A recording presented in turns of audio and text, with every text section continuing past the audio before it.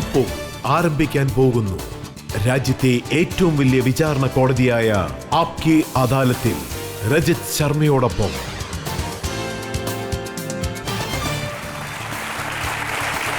നമസ്കാരം. Thank you very much. Aapki അദാലത്തിൽ ഇന്നത്തെ നമ്മുടെ അതിഥി, ഇദ്ദേഹം ഒരു ക്രിക്കറ്ററാണ്. നിങ്ങൾ അദ്ദേഹത്തിന് സ്നേഹവും വാത്സല്യവും ബഹുമതിയും നൽകി. ഇദ്ദേഹം ടീം ഇന്ത്യയെ ചാമ്പ്യനാക്കാൻ വേണ്ടി പല പ്രാവശ്യവും കഷ്ടപ്പെട്ട ഒരു വ്യക്തിയാണ്. Please welcome cricket super star Mohammed Shami.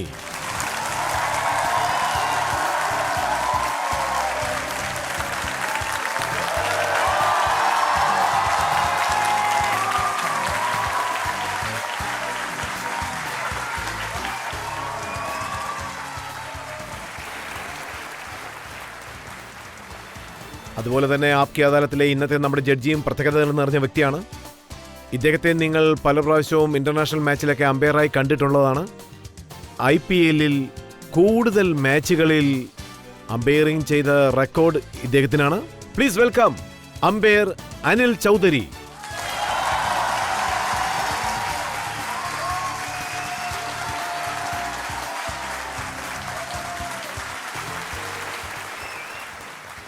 വിചാരണ ആരംഭിക്കാം. Let's play.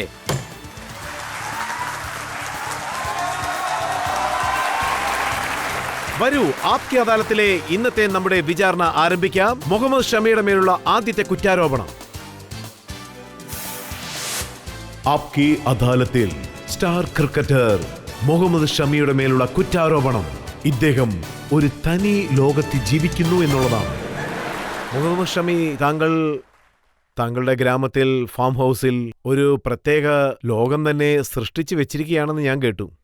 പിച്ചും താങ്കളുടേതാണ്, പ്ലെയറും താങ്കളാണ്. താങ്കളുടേതായ ഒരു ലോകം.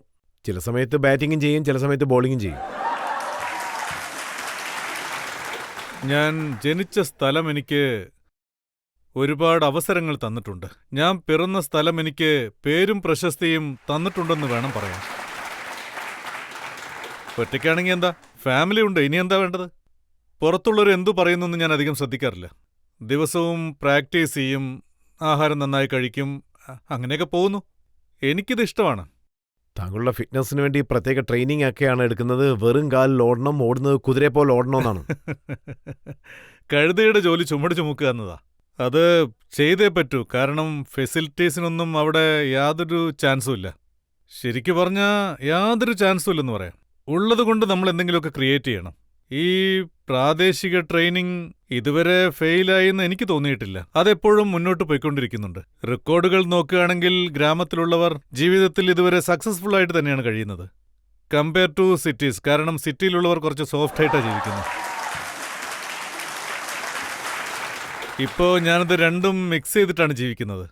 ക്രിക്കറ്റിന് ആവശ്യമായ ജിം സെറ്റപ്പ് ഞാൻ ഗ്രാമത്തിൽ റെഡിയാക്കിയിട്ടുണ്ട്. പക്ഷേ ഔട്ട്ഡോർ എന്ന് പറയുമ്പോൾ എനിക്കെപ്പോഴും പാടമാണ്. നിങ്ങൾ വീഡിയോയിൽ കണ്ടിട്ടുണ്ടാവും, എങ്ങനെയാണത് പുറത്തായെന്ന് എനിക്കറിയില്ല. അവിടെയാണ് വേറൊരു പവർ ജനറേറ്റ് ആവുന്നത്. മറ്റുള്ള ക്രിക്കറ്റ് സ്റ്റാർസൊക്കെ ഒരാൾ ലണ്ടനിലാണ് വീട് പണിഞ്ഞിരിക്കുന്നത്, മറ്റൊരാൾ ദുബായില്, ഒരാൾ മുംബൈയില്. പക്ഷെ താങ്കൾക്ക് മാത്രം എങ്ങനെ അമുർഹ ഗ്രാമത്തിലൊരു വീട് പണിയണമെന്ന് തോന്നി? ഞാനൊരു പാവപ്പെട്ടവനാണ്, എൻ്റെ അടുത്ത് അത്രയും കാശില്ല.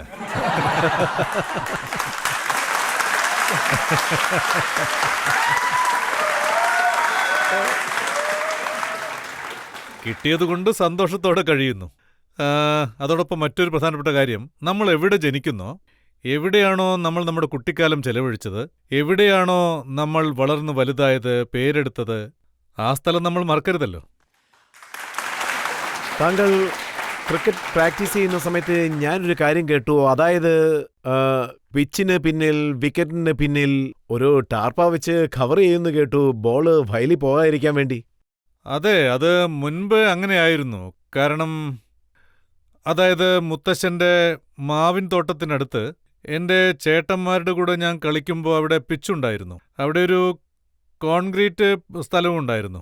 അത് ഞങ്ങൾ വളരെ ബുദ്ധിമുട്ടി ഉണ്ടാക്കിയതാ. ഹാഫ് കോൺക്രീറ്റ് ആയിരുന്നു അത്. പ്ലാസ്റ്റിക് ബോളും ടെന്നീസ് ബോളും വളരെ വേഗത്തിൽ എറിയാൻ കഴിയും അവിടെ. അതിൽ വലിയ പ്രശ്നം എന്താന്ന് വെച്ചാൽ കുറച്ച് അടുത്തായിട്ടൊരു മുള്ള് മരം ഉണ്ടായിരുന്നു. അതിൽ പെടാതിരിക്കാനാണ് ഞങ്ങൾ കട്ടിൽ വയ്ക്കുന്നത്. 2-3 കട്ടിൽ നിരത്തി വയ്ക്കും. അന്ന് ഞങ്ങള് ചെറിയ കുട്ടികളല്ലേ, അപ്പൊ അത് വർക്കൗട്ടായി. ഇപ്പോ ഞങ്ങൾ വളർന്നു കഴിഞ്ഞു, ഞങ്ങളുടെ സ്പീഡ് കൂടി. അതുകൊണ്ടിപ്പോ നെറ്റ് ഉപയോഗിക്കാതിരിക്കാൻ പറ്റില്ല. 3 ബ്രദേഴ്സ് ഉണ്ടായിരുന്നു. അവര് 3 പേരും ഫാസ്റ്റ് ബോളർ ആകാനാണ് ആഗ്രഹിച്ചത്. കാരണം അച്ഛനും ഫാസ്റ്റ് ബോളറായിരുന്നു. അതുകൊണ്ട് ഞങ്ങളുടെ ബ്ലഡിലും അതുണ്ടായിരുന്നു. ബോൾ കയ്യിൽ കിട്ടിയ ഉടനെ സ്പീഡായി എറിയണമെന്നാണ് ഞാൻ ആഗ്രഹിക്കുന്നത്. കാരണം നമ്മൾ കണ്ടതും കേട്ടതുമല്ലേ നമ്മൾ ചെയ്യുന്നത്. താങ്കളുടെ ബ്രദർ പറഞ്ഞിരുന്നു, അതായത് ഒരു മാച്ചിൽ പ്ലെയർ കുറഞ്ഞതുകൊണ്ട് അതിനുവേണ്ടിയാണ് താങ്കളെ കൂട്ടിക്കൊണ്ട് പോയതെന്ന്. അപ്പോൾ താങ്കൾ കൊച്ചുകുട്ടിയായിരുന്നതുകൊണ്ട് ഇതുപോലത്തെ മാച്ചിനൊന്നും വിളിച്ചോണ്ട് പോകണ്ടെന്ന് അച്ഛൻ പറഞ്ഞതായിട്ട് പറഞ്ഞു. അതുപോലെ മറ്റൊരു കാര്യം കൂടി പറഞ്ഞിരുന്നു, ബാറ്റിങ്ങിന് വിടണ്ട, ഒരുപക്ഷെ വിടുകയാണെങ്കിൽ ഓപ്പണിംഗ് വിടണ്ടെന്നും പറഞ്ഞു. പക്ഷേ ഷമി ഓപ്പണിംഗ് ബാറ്റ്മാനായിട്ട് ഇറങ്ങി ധാരാളം സിക്സും അടിച്ചു. ശരിക്കും പറഞ്ഞാൽ എനിക്ക് നല്ല പേടിയുണ്ടായിരുന്നു. അതുപോലുള്ള ബോളിൽ ഞാൻ കളിച്ചിട്ടേ ഇല്ല. ഡ്യൂക്സ് ബോളിൽ ഞാൻ ഒരിക്കലും പ്രാക്ടീസ് ചെയ്തിട്ടില്ല. ടെന്നീസ് ബോളിലാണ് കളിച്ചിട്ടുള്ളത്. അവര് പറഞ്ഞു കളിക്കുകയാണെങ്കിൽ കൂട്ടിക്കൊണ്ടുവരാൻ. അവരെന്നെ അവിടെ കൂട്ടിക്കൊണ്ടുപോയതിനു ശേഷം ആദ്യം എനിക്കൊരു കോൺഫിഡൻസ് തന്നു. ഞാൻ വിചാരിച്ചു അവരെന്നെ കൂട്ടിക്കൊണ്ടുപോകുന്നത് ഫീൽഡ് ചെയ്യിക്കാനായിരിക്കുമെന്ന്. പക്ഷെ എനിക്ക് ബൗളിംഗ് ചെയ്യാനായിരുന്നു ആഗ്രഹം. ടോസ് കിട്ടിയപ്പോൾ അവരെന്നെ വിളിച്ച് ബാറ്റ് ചെയ്യാൻ പറഞ്ഞു. എന്നെ അവിടെ കൊണ്ടുപോയി നിർത്തി. എനിക്കൊന്നും പറയാൻ കഴിഞ്ഞില്ല. അച്ഛനുമായിട്ട് എനിക്ക് ചെറിയ വാക്കുതർക്കമുണ്ടായി. ഒരു ചെറിയ അഡ്വൈസ് തന്നു. ലൈൻ മറന്നേക്കാൻ പറഞ്ഞു. ബോഡിയിൽ ടച്ചാവരുതെന്ന് പറഞ്ഞു. ആദ്യത്തെ പന്തടിച്ചു, പിന്നെ അടിച്ചുകൊണ്ടേയിരുന്നു. 11-12 ഓവറിൽ 100 അടിച്ചു ഞാൻ.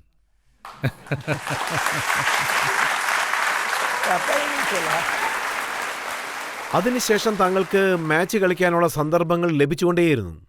പിന്നെ ഭയങ്കര ഡിമാൻഡായി. കാരണം ആദ്യമായിട്ട് നമ്മൾ അങ്ങനെ അടിച്ചാൽ നല്ല ഡിമാൻഡ് ഉണ്ടാവുമല്ലോ. ഇവന് ആദ്യം ഇറക്കണമെന്ന് എല്ലാവരും പറയാൻ തുടങ്ങി. പക്ഷേ ഞാൻ സ്റ്റാർട്ട് ചെയ്യുന്ന സമയത്ത് ലോക്കലിലുള്ള ആളുകൾക്ക് ഞാനൊരു ബാറ്റ്സ്മാനാണെന്നേ അറിയൂ. ബൗളിംഗ് ഞാൻ പിന്നീടാണ് തുടങ്ങിയത്. ഞാൻ ബൗളിംഗ് തുടങ്ങിയ സമയത്ത് ആദ്യം തന്നെ നല്ല സ്പീഡായിട്ട് എറിയാൻ തുടങ്ങി. അതന്നെയാണ് ഞാൻ ട്രൈ ചെയ്തത്. ഫാസ്റ്റ് ബൗളർ ആവണമെന്നായിരുന്നു എൻ്റെ ആഗ്രഹം. ഇപ്പോഴും താങ്കളുടെ ബാറ്റിംഗ് ശ്രദ്ധിക്കുകയാണെങ്കിൽ 2 പ്രാവശ്യമാണ് താങ്കൾ 50 അടിച്ചത്. ഇപ്പോൾ റീസെന്റ് ആയിട്ടുള്ള ഒരു മാച്ച് നോക്കുകയാണെങ്കിൽ താങ്കളും ബുംറയും കളിച്ചുകൊണ്ടേയിരുന്നു, ഔട്ട് ആയിട്ടേ ഇല്ല. ഇതുപോലുള്ള ചാൻസ് വളരെ റെയറായിട്ടേ കിട്ടൂ. ഞങ്ങളുടെ ഊഴം വരുമ്പോ വെള്ളം തലയ്ക്ക് മുകളിലായിട്ടുണ്ടാവും. റണ്ണെടുക്കേണ്ട ആവശ്യമുണ്ടാവില്ല. പക്ഷേ 2 50, അതും ഇംഗ്ലണ്ടിനെതിരായി. ഇത് പലരുടെയും ഡ്രീമാണ്, ഇംഗ്ലണ്ടിൽ 50 അടിക്കണമെന്നുള്ളത്. അതെനിക്ക് കിട്ടി.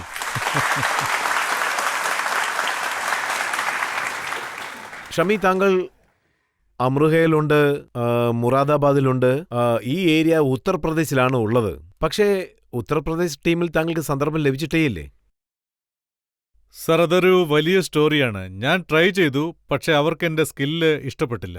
ശരി, നമുക്ക് വേറെ എവിടെയെങ്കിലും ട്രൈ ചെയ്യാമെന്ന് ഞാൻ കരുതി. അത് കഴിഞ്ഞ് നേരെ കൽക്കട്ടയിലേക്ക് മൂവ് ചെയ്തു. അവിടെ ലീഗ് സിസ്റ്റമുണ്ട്. അവിടെ നമുക്ക് ലീഗ് മാച്ച് കളിക്കാനുള്ള അവസരങ്ങൾ കിട്ടും, പെർഫോം ചെയ്യാനുള്ള സമയം കിട്ടും. 2-3 വർഷം കഴിഞ്ഞും ഞാൻ അവിടെ പെർഫോം ചെയ്യുന്ന സമയത്ത് 9-10 മാച്ചുകളിൽ 40 വിക്കറ്റ് എടുത്തു. അപ്പോഴാണ് ഒരു ക്യാമ്പിൽ ചേർത്തത്. അവിടുത്തെ റൂൾസ് കൊള്ളാം. 4-5 വർഷം ക്ലബിൽ കളിച്ച് പിന്നെ ലോക്കൽ ടീമിൽ ഇടം കിട്ടി. അത് കഴിഞ്ഞ് ക്യാമ്പിലേക്ക് പോകണം. ക്യാമ്പിൽ നമ്മൾ പെർഫോം ചെയ്യണം. ഈ ഒരു സിസ്റ്റത്തിനെല്ലാം വേണ്ടിയാണ് ഞാൻ കൽക്കട്ടയിലേക്ക് മൂവ് ചെയ്തത്. ഇങ്ങനെയൊക്കെയായിരുന്നു തുടക്കം.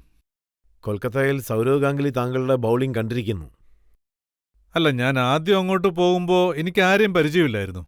കൽക്കട്ടയിൽ എനിക്ക് ഒരു കാര്യം അറിയില്ലായിരുന്നു. ഞാൻ വേവിച്ച കടല കഴിക്കുന്നതിന് അവിടെ ഗൂഗിണി എന്നാണ് പറയുന്നത്.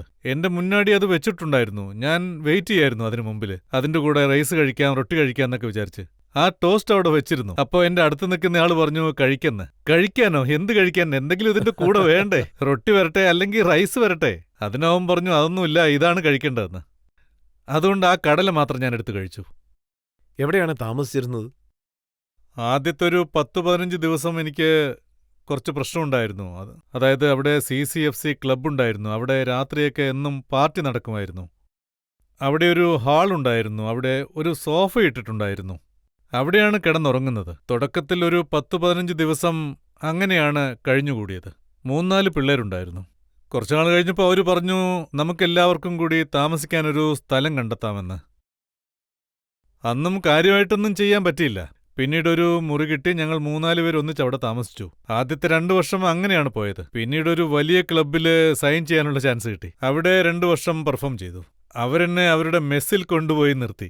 ശരി, അവിടെയും നമ്മൾ അഡ്ജസ്റ്റ് ചെയ്യാന്ന് കരുതി. എന്റെ മനസ്സിൽ എന്തായിരുന്നു വെച്ചാൽ ഇത്രയും ദൂരം വന്നല്ലോ, കളിയാണ് നമുക്ക് വലുത്. അതായത് ഞാൻ ജനിച്ചപ്പോൾ തൊട്ട് വീട്ടിലെ ഒരു ജോലിയും ചെയ്തില്ലായിരുന്നു, ചെയ്തിട്ടുമില്ല. കുടിക്കാൻ വെള്ളം പോലും അമ്മയോട് ചോദിക്കും, അമ്മയാണ് എടുത്തുകൊണ്ടുവന്ന് തരിക. പക്ഷേ അവിടെ ചെന്നതിന് ശേഷം നമ്മുടെ ഡ്രസ്സ് നമ്മൾ തന്നെ വാഷ് ചെയ്യണം. അടുത്ത ദിവസം മാച്ച് ഉണ്ടാവും, വീണ്ടും ആ ഡ്രസ്സ് നമ്മൾ തന്നെ വാഷ് ചെയ്യണം. ആഹാരം പുറത്തുനിന്ന് വാങ്ങിച്ച് കഴിക്കണം. ഇങ്ങനെ ഒരുപാട് പ്രശ്നങ്ങളുണ്ടായിരുന്നു. ഒരു 4-5 വർഷം നല്ല പ്രശ്നങ്ങളുണ്ടായിരുന്നു. അതിനുശേഷം ഞാൻ അതുമായിട്ട് യോജിച്ചു പോകാൻ തുടങ്ങി. പിന്നീട് അത് ശീലമായി, അത് ബെറ്ററായി തന്നെ തോന്നി തുടങ്ങി. പണം കിട്ടാൻ തുടങ്ങിയത് എപ്പോ മുതലാണ്? പണത്തിന്റെ കാര്യം പറഞ്ഞ ഫസ്റ്റ് ഇയർ അവർ സ്ട്രെയിറ്റ് ആയിട്ട് പറഞ്ഞു പണം കിട്ടാൻ ചാൻസ് ഇല്ലാന്ന്. സോ ഞാൻ ഗ്രാമത്തിൽ നിന്ന് പോയതല്ലേ, ചാൻസിന് വേണ്ടി പോയതല്ലേ, ചാൻസ് കിട്ടിയാൽ മതിയെന്നായിരുന്നല്ലോ ആഗ്രഹം. ഒരു ചാൻസ് തരാൻ പറഞ്ഞു, പക്ഷേ അവർ തന്നില്ല. അടുത്ത വർഷം ഞങ്ങൾ മറ്റൊരു ക്ലബിൽ ജോയിൻ ചെയ്തു. തുടക്കത്തിൽ അതും ഇതൊക്കെ പറഞ്ഞ് ഒരുപാട് കളിപ്പിച്ചു. സിമെന്റിൽ ബൗൾ ചെയ്യാൻ പറഞ്ഞു. സിമെന്റ് തറയിൽ ബാള് ബാറ്റുമായിട്ട് കണക്റ്റ് ആവില്ല. അതിന് അവർ പറഞ്ഞു നിങ്ങളെ ഞങ്ങൾ കളിപ്പിക്കാന്ന്. അപ്പം ഞാൻ ചോദിച്ചു, സർ കാശ്? അത് അവരൊന്നും തരാൻ പറ്റില്ലെന്ന് പറഞ്ഞു. പിന്നെ ഞാൻ എന്ത് ചെയ്യാനാ? പിന്നെ അവർ പറഞ്ഞു ആദ്യം നിങ്ങൾ കളിക്കുന്നത് എങ്ങനെയാണെന്ന് കാണട്ടെ, എന്നിട്ട് നന്നായി പെർഫോം ചെയ്യുകയാണെങ്കിൽ നോക്കാമെന്ന് പറഞ്ഞു. 14 മാച്ച് കളിച്ചു, 44 വിക്കറ്റ് എടുത്തു. ഏകദേശം ഒരു 300 റൺ അടിച്ചിട്ടുണ്ടാവും. അത് കണ്ട് അവർ എന്നോട് കരുണ തോന്നി എനിക്ക് 20,000 രൂപ സാലറി ആയിട്ട് തന്നു. പക്ഷേ ഒരിക്കലും എനിക്ക് പ്രഷർ തോന്നിയിട്ടില്ല. പക്ഷേ സാലറിയുടെ കാര്യത്തിൽ എനിക്ക് അത്രയ്ക്ക് പ്രഷർ ഉണ്ടായിരുന്നു ലൈഫിൽ.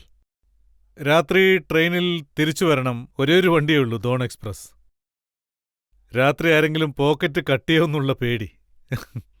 ആദ്യമായി 20,000 രൂപ കിട്ടിയതല്ലേ, അതുകൊണ്ട് ആ യാത്രയിൽ ഞാൻ ഉറങ്ങിയതേയില്ല. ആരെങ്കിലും പോക്കറ്റ് കട്ടിയോന്ന് പേടിച്ച്, അതും ഉൾപാക്കറ്റിലായിരുന്നു ഞാൻ വെച്ചിരുന്നത്.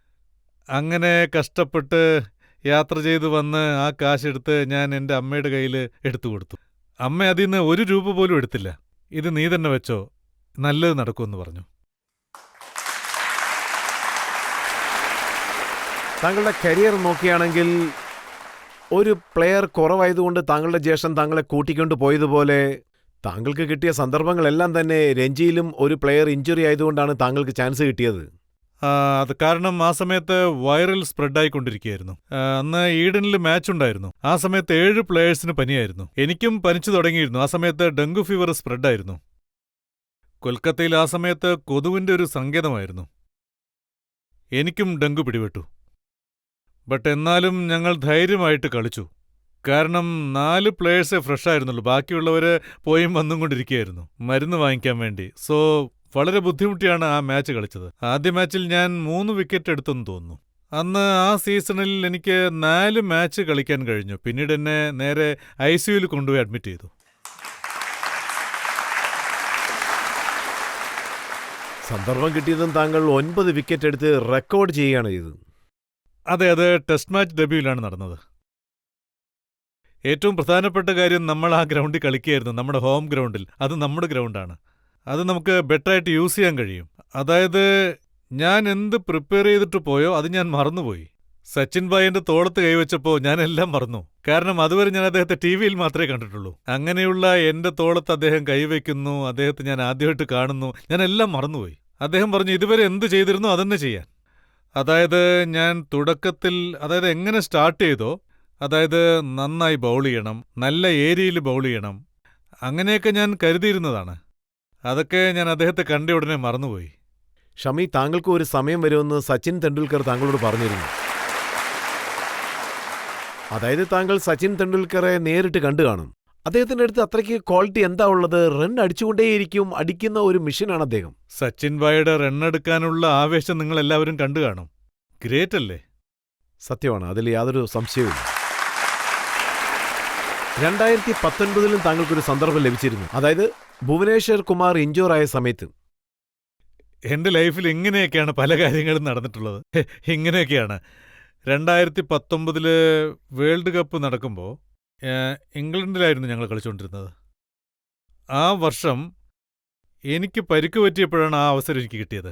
അതായത് അന്ന് ആ വർഷം, അതായത് 2019 വേൾഡിലെ ഏറ്റവും ഹയസ്റ്റ് വിക്കറ്റ് ടേക്കർ ഞാനായിരുന്നു. ആ സമയത്ത് എപ്പോഴാണ് എനിക്ക് അവസരം കിട്ടുമെന്ന് ഞാൻ കാത്തിരിക്കുകയായിരുന്നു. കാരണം കൂടുതൽ വിക്കറ്റ് എടുത്തത് ഞാനായിരുന്നു. എനിക്ക് ഒരു കാര്യത്തിലാണ് എപ്പോഴും വിശ്വാസം. അള്ളാഹുവിനെയും നമ്മുടെ ദൈവത്തെയും വിശ്വസിച്ച, നമ്മൾ കഠിനാധ്വാനം ചെയ്ത, നമുക്ക് അവസരം കിട്ടുന്ന സമയത്ത് തീർച്ചയായും നമുക്ക് പെർഫോം ചെയ്യാൻ പറ്റും. തുടർച്ചയായി പരിശ്രമിച്ചാൽ അതിന്റെ ഫലം എന്തായാലും കിട്ടും. പിന്നെ 2022 ബൂമറയ്ക്ക് പരിക്ക് പറ്റിയ സമയത്തും താങ്കൾക്ക് ഒരു സന്ദർഭം ലഭിച്ചു. 153 സ്പീഡിലാണ് ബോൾ ചെയ്തത്. സർ, അത് പവർ ജനറേറ്റ് ചെയ്യുന്നൊരു കാര്യമാണ്. നിങ്ങൾ കാണുന്ന ഈ ICC ഈവൻറ്റ്സ് എല്ലാം അതിനൊന്നും ഞാൻ വെയിറ്റ് ചെയ്യില്ല ആ ചാൻസ് എനിക്കെപ്പോൾ കിട്ടുമെന്നോർത്ത്. പക്ഷേ എനിക്ക് ആ ചാൻസ് കിട്ടിയപ്പോൾ അതിന് ഞാൻ ദൈവത്തോട് നന്ദി പറയുന്നു. എനിക്ക് എന്നാലാവുന്നിടത്തോളം ഞാൻ കളിച്ചു. മുകളിലുള്ള ആള് കുറച്ച് താമസിച്ചു. 2023-ലും 2023-ലും ഇൻജേർഡ് ആയില്ലെങ്കിൽ താങ്കൾക്ക് സന്ദർഭം ലഭിക്കില്ലായിരുന്നു. പക്ഷേ ആ കിട്ടിയ സന്ദർഭം താങ്കൾ വെറുതെ കളയുകയും ചെയ്തില്ല. അതാണ് ഞാൻ പറഞ്ഞത്. ഈവൻ എനിക്ക് ഇതിലും എന്തെങ്കിലും നല്ലത് നടക്കുമെന്ന് ഞാൻ വിശ്വസിച്ചു. അതായത് പൂനെയിൽ മാച്ച് നടക്കുകയായിരുന്നു. പൂനെയിലായിരുന്നു കളി നടന്നത്. ഹാർദിക്കല്ല, ഞാനായിരുന്നു കളിച്ചത്. പക്ഷേ കാലത്ത് അവൻ എന്നോട് പറഞ്ഞു, എനിക്ക് ഇപ്പോൾ കുഴപ്പമൊന്നുമില്ല, സോറി, ഞാൻ കളിക്കാമെന്ന് പറഞ്ഞു. നിനക്ക് കളിക്കണമെന്നുണ്ടെങ്കിൽ നീ കളിച്ചോ, അത് കോച്ചിനോടും ക്യാപ്റ്റനോടും പറയേ. എന്നോട് പറഞ്ഞിട്ട് ഒരു പ്രയോജനമില്ല, എനിക്ക് ഒബ്ജക്ഷൻ ഇല്ല. അവൻ എനിക്ക് താങ്ക്സ് പറഞ്ഞിട്ട് കോച്ചിൻ്റെ അടുത്തേക്ക് പോയി. കോച്ച് നോക്കാമെന്ന് പറഞ്ഞു. ഞാൻ വിചാരിച്ചു അവനായിരിക്കും ഇന്ന് കളിക്കാൻ ഊഴമെന്ന്. ഞാൻ കളിച്ചില്ല, അവന് പരിക്ക് പറ്റി. അതിനുശേഷം ഞാൻ റെഗുലറായിട്ട് കളിച്ചു. റിസൾട്ട് നിങ്ങൾ കണ്ടതാണല്ലോ. ഒരു സന്ദർഭത്തിൽ ജനങ്ങൾ താങ്കളെ തെറ്റിദ്ധരിച്ചിരുന്നു. അതായത് അവർ പറ്റിക്കപ്പെട്ടു. ന്യൂസിലാൻഡ് മാച്ചിൽ താങ്കൾ ധാരാളം റണ്ണുകളല്ലേ വിട്ടുകൊടുത്തത്?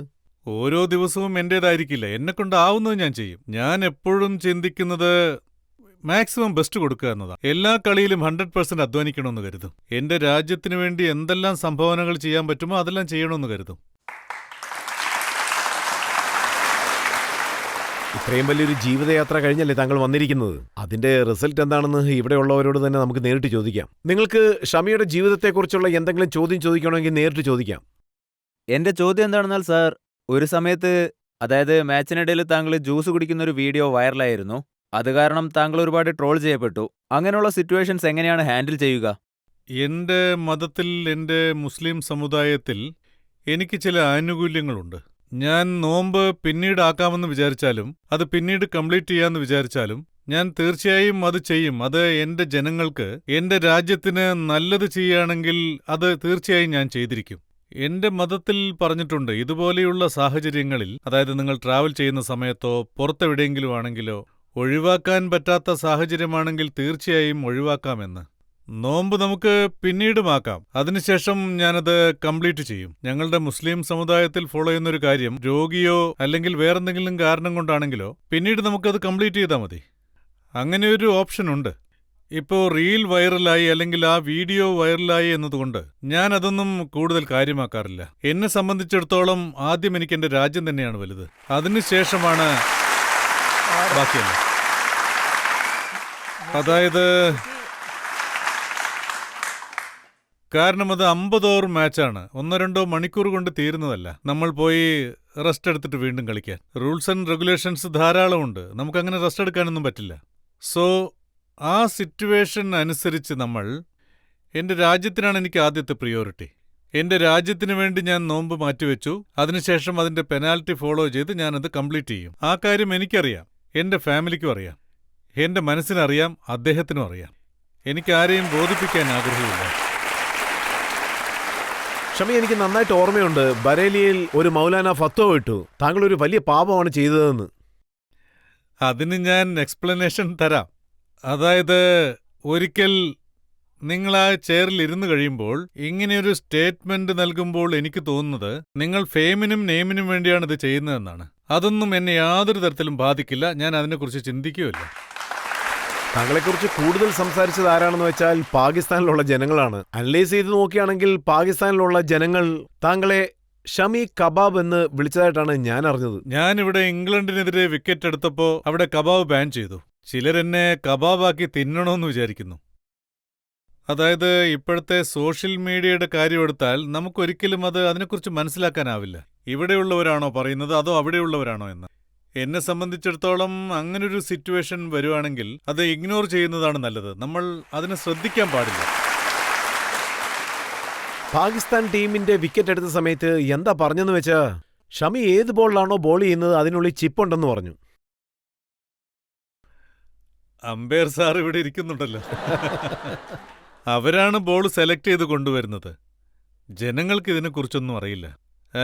എനിക്ക് തോന്നുന്നത് ഇതൊക്കെ അസൂയ മാത്രമാണെന്ന്, വേറൊന്നുമല്ല. കാരണം ഞങ്ങൾ പെർഫോം ചെയ്യുന്ന സമയത്ത്, ഞങ്ങൾ ബാറ്റിംഗ് ചെയ്യുന്ന സമയത്ത് മുന്നിലുള്ളവർക്ക് അസൂയയാണ്. സോ എന്നെ സംബന്ധിച്ചിടത്തോളം ഇതൊരിക്കലും ഒരു സെൻസായ കാര്യമല്ല. നമ്മൾ ഒരു നല്ല പ്ലാറ്റ്ഫോമിൽ പെർഫോം ചെയ്തുകൊണ്ടിരിക്കുകയാണ് നല്ല പോലെ. പിന്നെ ഒരുപാട് ലെവൽസ് അടിച്ചിട്ടുണ്ട്, നാഷണൽസ് കളിച്ചിട്ടുണ്ട്. അങ്ങനെയുള്ളപ്പോൾ ഒരു ദേശീയ ചാനലിൽ ഇങ്ങനെയൊക്കെ പറയുകയാണെങ്കിൽ എനിക്ക് ജനങ്ങളോട് പറയാനുള്ളത് ആരും അത് ഒരിക്കലും ശ്രദ്ധിക്കാൻ പാടില്ലെന്നാണ്. താങ്കൾ അവരോടൊപ്പം കളിക്കുന്ന സമയത്ത് പാകിസ്ഥാൻ ടീമിന് മാത്രം എന്താണ് ഇത്രയും പ്രശ്നം? അവർക്ക് ഓട്ടോമാറ്റിക്കായിട്ട് അങ്ങനെ തോന്നുന്നു. ബട്ട് നമുക്ക് മനുഷ്യസ്നേഹമുണ്ടെങ്കിൽ, നമ്മൾ നല്ലൊരു മനുഷ്യനാണെങ്കിൽ മറ്റുള്ളവരുടെ സക്സസ് നമ്മൾ അംഗീകരിച്ചു കൊടുക്കണം. അതാണ് ഏറ്റവും വലുത്. അവരുടെ പഴയ പ്ലേയേഴ്സ്, അതിൽ ആരോ ഒരാൾ പറഞ്ഞിരിക്കുകയാണ് ഇന്ത്യൻ ടീം യൂസ് ചെയ്യുന്ന ബോൾ തന്നെ വേറെയാണ്, പാകിസ്ഥാൻ യൂസ് ചെയ്യുന്ന ബോൾ വേറെയാണെന്നുള്ള രീതി. ബോളിന്റെ കാര്യത്തിൽ അങ്ങനെയൊന്നുമില്ല. ഒരു ബോക്സ് ബോൾ എടുത്തുകൊണ്ടുവരും, അമ്പയേഴ്സാണ് അത് കൊണ്ടുവരിക, അതിൽ നിന്ന് ഒരെണ്ണം സെലക്ട് ചെയ്യും. പിന്നെ ഏത് ടീമാണോ ആദ്യം ബോൾ ചെയ്യാൻ പോകുന്നത് അപ്പോൾ ഒരു ബോക്സ് വരും, അവരാണ് ആ ബോൾ ചൂസ് ചെയ്യുന്നത്. സെക്കൻഡ് ബോൾ ചെയ്യുമ്പോഴും ഒരു ബോക്സ് വരും, അവരാണ് അത് ചൂസ് ചെയ്യുന്നത്. അതിലൊന്നും ഒരു കൃത്രിമത്വമില്ല. ബോൾ ചൂസ് ചെയ്ത ശേഷം അമ്പയറിന്റെ കയ്യിൽ കൊടുക്കും. ടെസ്റ്റ് മാച്ച് ആണെങ്കിൽ 2 ബോൾ കൊടുക്കും. അത് കഴിഞ്ഞാൽ ഞങ്ങൾക്കും അമ്പയർക്കും തമ്മിൽ യാതൊരു കണക്ഷനും ഉണ്ടാവില്ല, ഗ്രൗണ്ടിലുണ്ടാവും അത്ര തന്നെ. ഞങ്ങളപ്പോൾ ചെയ്യുന്ന എന്താന്ന് വെച്ചാൽ ബോക്സിൽ നിന്ന് ബോൾ എടുത്ത് ഏത് ഷേപ്പാണ് നല്ലത്, ഏത് ബോളാണ് നമുക്ക് കണക്റ്റ് ആവുക, അത് നോക്കി സെലക്ട് ചെയ്യാൻ വേണ്ടിയിട്ടാണ് ആ ബോക്സ് കൊണ്ടുവരുന്നത് തന്നെ. അതല്ലാതെ വേറൊന്നും അതിലില്ല. ഇവർ പറയുന്ന പോലെ യാതൊന്നുമില്ല. ചിലപ്പോഴൊക്കെ ഡിവൈസ് ഉണ്ടെന്ന് പറയും. അവർക്ക് പെർഫോം ചെയ്യാൻ പറ്റിയില്ലെങ്കിൽ ഇങ്ങനെ എന്തെങ്കിലുമൊക്കെ പറയും. അതുപോലെ തന്നെ മറ്റുള്ളവർ പെർഫോം ചെയ്യുമ്പോൾ നിങ്ങൾക്ക് അസൂയ തോന്നുന്നു. ഒരിക്കലും അങ്ങനെ പാടില്ല. നിങ്ങൾ ക്രിക്കറ്റ് എൻജോയ് ചെയ്യണം. എപ്പോഴും ക്രിക്കറ്റിനെ ക്രിക്കറ്റായി തന്നെ കാണണം. അവരെന്താ പറയുന്നതെന്ന് വെച്ചാൽ ഷമിയുടെ ബൗളിംഗ് നോക്കിയാണെങ്കിൽ ഇൻ സ്വിംഗ്, ഔട്ട് സ്വിംഗ് ഒക്കെ നോക്കിയാ ഇതൊരു ഗോഡ് ഗിഫ്റ്റ് ആണെന്ന് പറയുന്നു. ശരി, അതെന്റെ ഗോഡ് ഗിഫ്റ്റ്. നിങ്ങൾക്ക് എന്ത് ഗോഡ് ഗിഫ്റ്റാ കിട്ടിയിരിക്കുന്നെന്ന് പറയൂ. അപ്പോ ഒന്നും അത്ര ക്യാമറകളില്ലായിരുന്നു.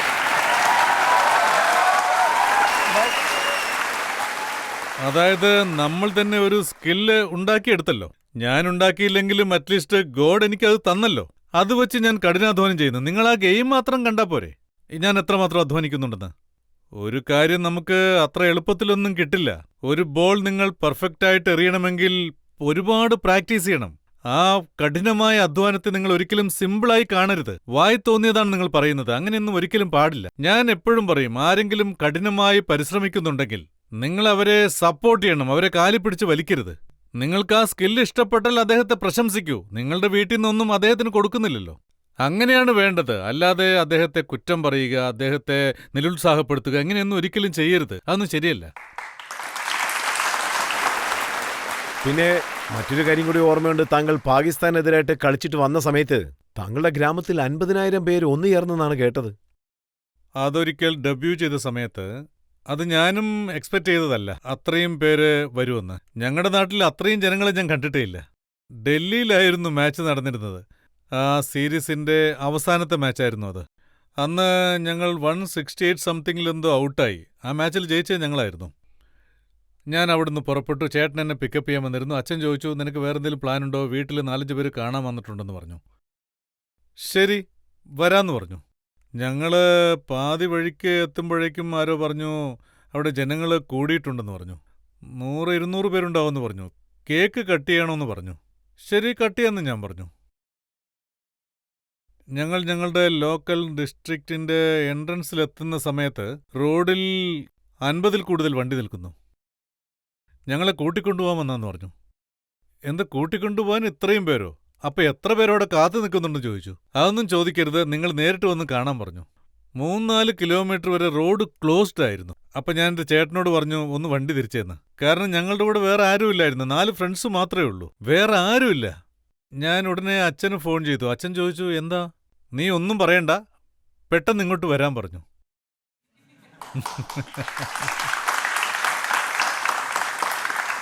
അന്ന് ശരിക്കും പറഞ്ഞാൽ എനിക്ക് വേറെ വഴിയില്ലായിരുന്നു. ഞാൻ വണ്ടിയിൽ നിന്ന് പുറത്തിറങ്ങി. ഇപ്പോൾ ഒക്കെ മോളിൽ കയറി നിൽക്കുന്ന പോലത്തെ കാറുണ്ടല്ലോ, അന്നതില്ലായിരുന്നു. അപ്പം ഞാൻ ഫ്രണ്ടിൽ ബോണറ്റിൽ കൂടെ കയറി മോളിൽ കയറിയിരുന്നു. അവിടെ ഞാൻ ഇരുന്ന് കഴിഞ്ഞപ്പോൾ ശരിക്കും പറഞ്ഞാൽ അത്രയും പേര് അവിടെ ഉണ്ടായിരുന്നു. എനിക്ക് കൈ കൊടുക്കാൻ പോലും കഴിഞ്ഞില്ല. പക്ഷേ എനിക്കത്രയും റെസ്പെക്റ്റ് കിട്ടി. രാജ്യത്തിനു വേണ്ടി കളിച്ചതിൽ, ജനങ്ങളുടെ സ്നേഹം കിട്ടിയതിൽ എനിക്ക് വളരെ അഭിമാനം തോന്നി. ആ 6 കിലോമീറ്റർ കടന്ന് വീട്ടിലെത്താൻ ഏകദേശം 5-6 മണിക്കൂറായി. ആർക്കെങ്കിലും എന്തെങ്കിലും ചോദിക്കാനുണ്ടോ? എന്റെ ചോദ്യം എന്താണെന്നാൽ, നമ്മൾ 2023 വേൾഡ് കപ്പ് ഫൈനലിൽ ഓസ്ട്രേലിയക്കെതിരെ തോറ്റു. അന്ന് മാച്ച് കഴിഞ്ഞ് ഡ്രസ്സിംഗ് റൂമിൽ ഒരു സങ്കടകരമായ അവസ്ഥയായിരുന്നു. അപ്പോൾ ബഹുമാന്യനായ പ്രധാനമന്ത്രി നരേന്ദ്രമോദിജി അവിടെ വന്നിരുന്നു. അദ്ദേഹം വന്ന് മുഴുവൻ ടീമിനെയും പ്രോത്സാഹിപ്പിച്ചു. ആ കാഴ്ചകൾ രാജ്യം മുഴുവനും കണ്ടു. ആ ഒരു നിമിഷത്തെ നിങ്ങൾ എങ്ങനെയാണ് സാർ ഓർക്കുന്നത്?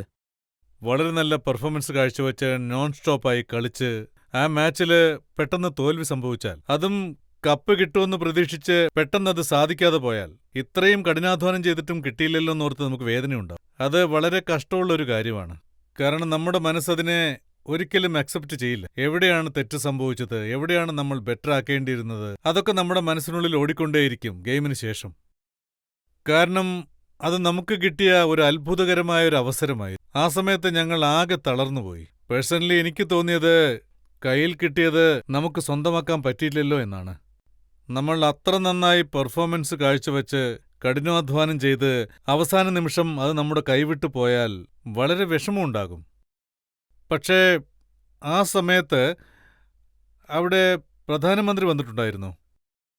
ഞാൻ അകത്തിരിക്കുകയായിരുന്നു. അദ്ദേഹം വരുന്ന കാര്യം ഞങ്ങൾക്കറിയില്ലായിരുന്നു, ആർക്കും അറിയില്ലായിരുന്നു. ഞാൻ അകത്തിരുന്ന് ഷൂസ് മാറ്റുകയായിരുന്നു. ഷൂസ് വളരെ സ്ലോ മോഷനിലായിരുന്നു ഞാൻ കെട്ടിക്കൊണ്ടിരുന്നത്. ആ സമയത്ത് മൈൻഡ് ഓടുന്നില്ല, ശരിക്കും എന്തോ പോലെ. അപ്പോൾ ആരോ എന്നോട് പറഞ്ഞു, സാർ വന്നിട്ടുണ്ടെന്ന്. ഞാൻ പറഞ്ഞു, ശരി പോട്ടെ, വന്നോട്ടെ എന്ന്. എനിക്കപ്പോൾ മൂഡ് ശരിയല്ല, ഞാനെന്ത് ചെയ്യാനാ. സാർ വന്നിട്ടുണ്ടെന്ന് പറഞ്ഞു. 2-3 തവണ പറഞ്ഞപ്പോൾ ഞാൻ ചോദിച്ചു, ആരാ വന്നിരിക്കുന്നതെന്ന്. അതിനദ്ദേഹം പ്രധാനമന്ത്രി വന്നിട്ടുണ്ടെന്ന് പറഞ്ഞു. അത് കേട്ട ഉടനെ ഞാൻ എഴുന്നേറ്റ് നിന്നു. പിന്നീട് ഞാൻ അങ്ങോട്ട് ചെന്നു. അപ്പോഴാണ് അദ്ദേഹം എൻട്രി ആയത്. അദ്ദേഹം അപ്പോൾ, നിങ്ങളെല്ലാവരും ഈ വീഡിയോ കണ്ടിട്ടുണ്ടാവും, സംസാരിച്ചു. അതൊരു വലിയ കാര്യമാണ്. എന്തെങ്കിലും നല്ലത് നടന്നാൽ ഉടനെ സെലിബ്രേറ്റ് ചെയ്യാൻ വരും. അത് എല്ലായിടത്തും നമുക്ക് അനുഭവപ്പെടും. പക്ഷേ നിങ്ങൾ കേട്ടിട്ടില്ലേ, നമ്മുടെ ദുഃഖത്തിൽ ആരാണോ പങ്കുചേരുന്നത് അയാളാണ് നമ്മുടെ യഥാർത്ഥ സുഹൃത്തെന്ന്. അതുകൊണ്ട് അദ്ദേഹം ശരിക്കും ഗ്രേറ്റാണ്. അന്നത്തെ ആ മീറ്റിംഗ്, പിന്നെ അദ്ദേഹം പറഞ്ഞ ആ വാക്കുകൾ, അതെല്ലാം ഞങ്ങളെ ഒരുവിധം കംഫർട്ടബിളാക്കി. ശാന്തരായി കഴിക്കാനെങ്കിലും തോന്നി. അങ്ങനെയൊരു ഫീൽ ഞങ്ങൾക്കുണ്ടായി. ഞാൻ അതിനെല്ലാരോടും നന്ദി പറയാണ്. ഇന്ത്യയിൽ ധാരാളം വേവ്സ് ഉണ്ടായിരുന്നു, ഒരുപാട് ഫീലിംഗ്സ് ഉണ്ടായിരുന്നു. അന്നവിടുത്തെ ക്രൗഡ് തന്ന സപ്പോർട്ട് മാസീവ് ആയിരുന്നു, പമ്പപ്പ് ചെയ്യുന്ന പോലുണ്ടായിരുന്നു. ഇപ്പോൾ നമുക്കൊരു ബ്രേക്ക് എടുക്കാം. ബ്രേക്കിന് ശേഷം ആപ്കി അദാലത്തിൽ ഷമിയുടെ മേലുള്ള അടുത്ത കുറ്റാരോപണം എന്താണെന്ന് നമുക്ക് നോക്കാം. സ്മൃതി മന്ദനാണ് ഒരു എക്സാമ്പിൾ തന്നത്. അവർക്കെതിരായിട്ട് താങ്കൾ ബോളിംഗ് ചെയ്തിരിക്കുകയാണ്. ബോൾ അവരുടെ തൈയിൽ കൊണ്ട് അവർ 10 ദിവസം എഴുന്നേറ്റേ ഇല്ലെന്ന്.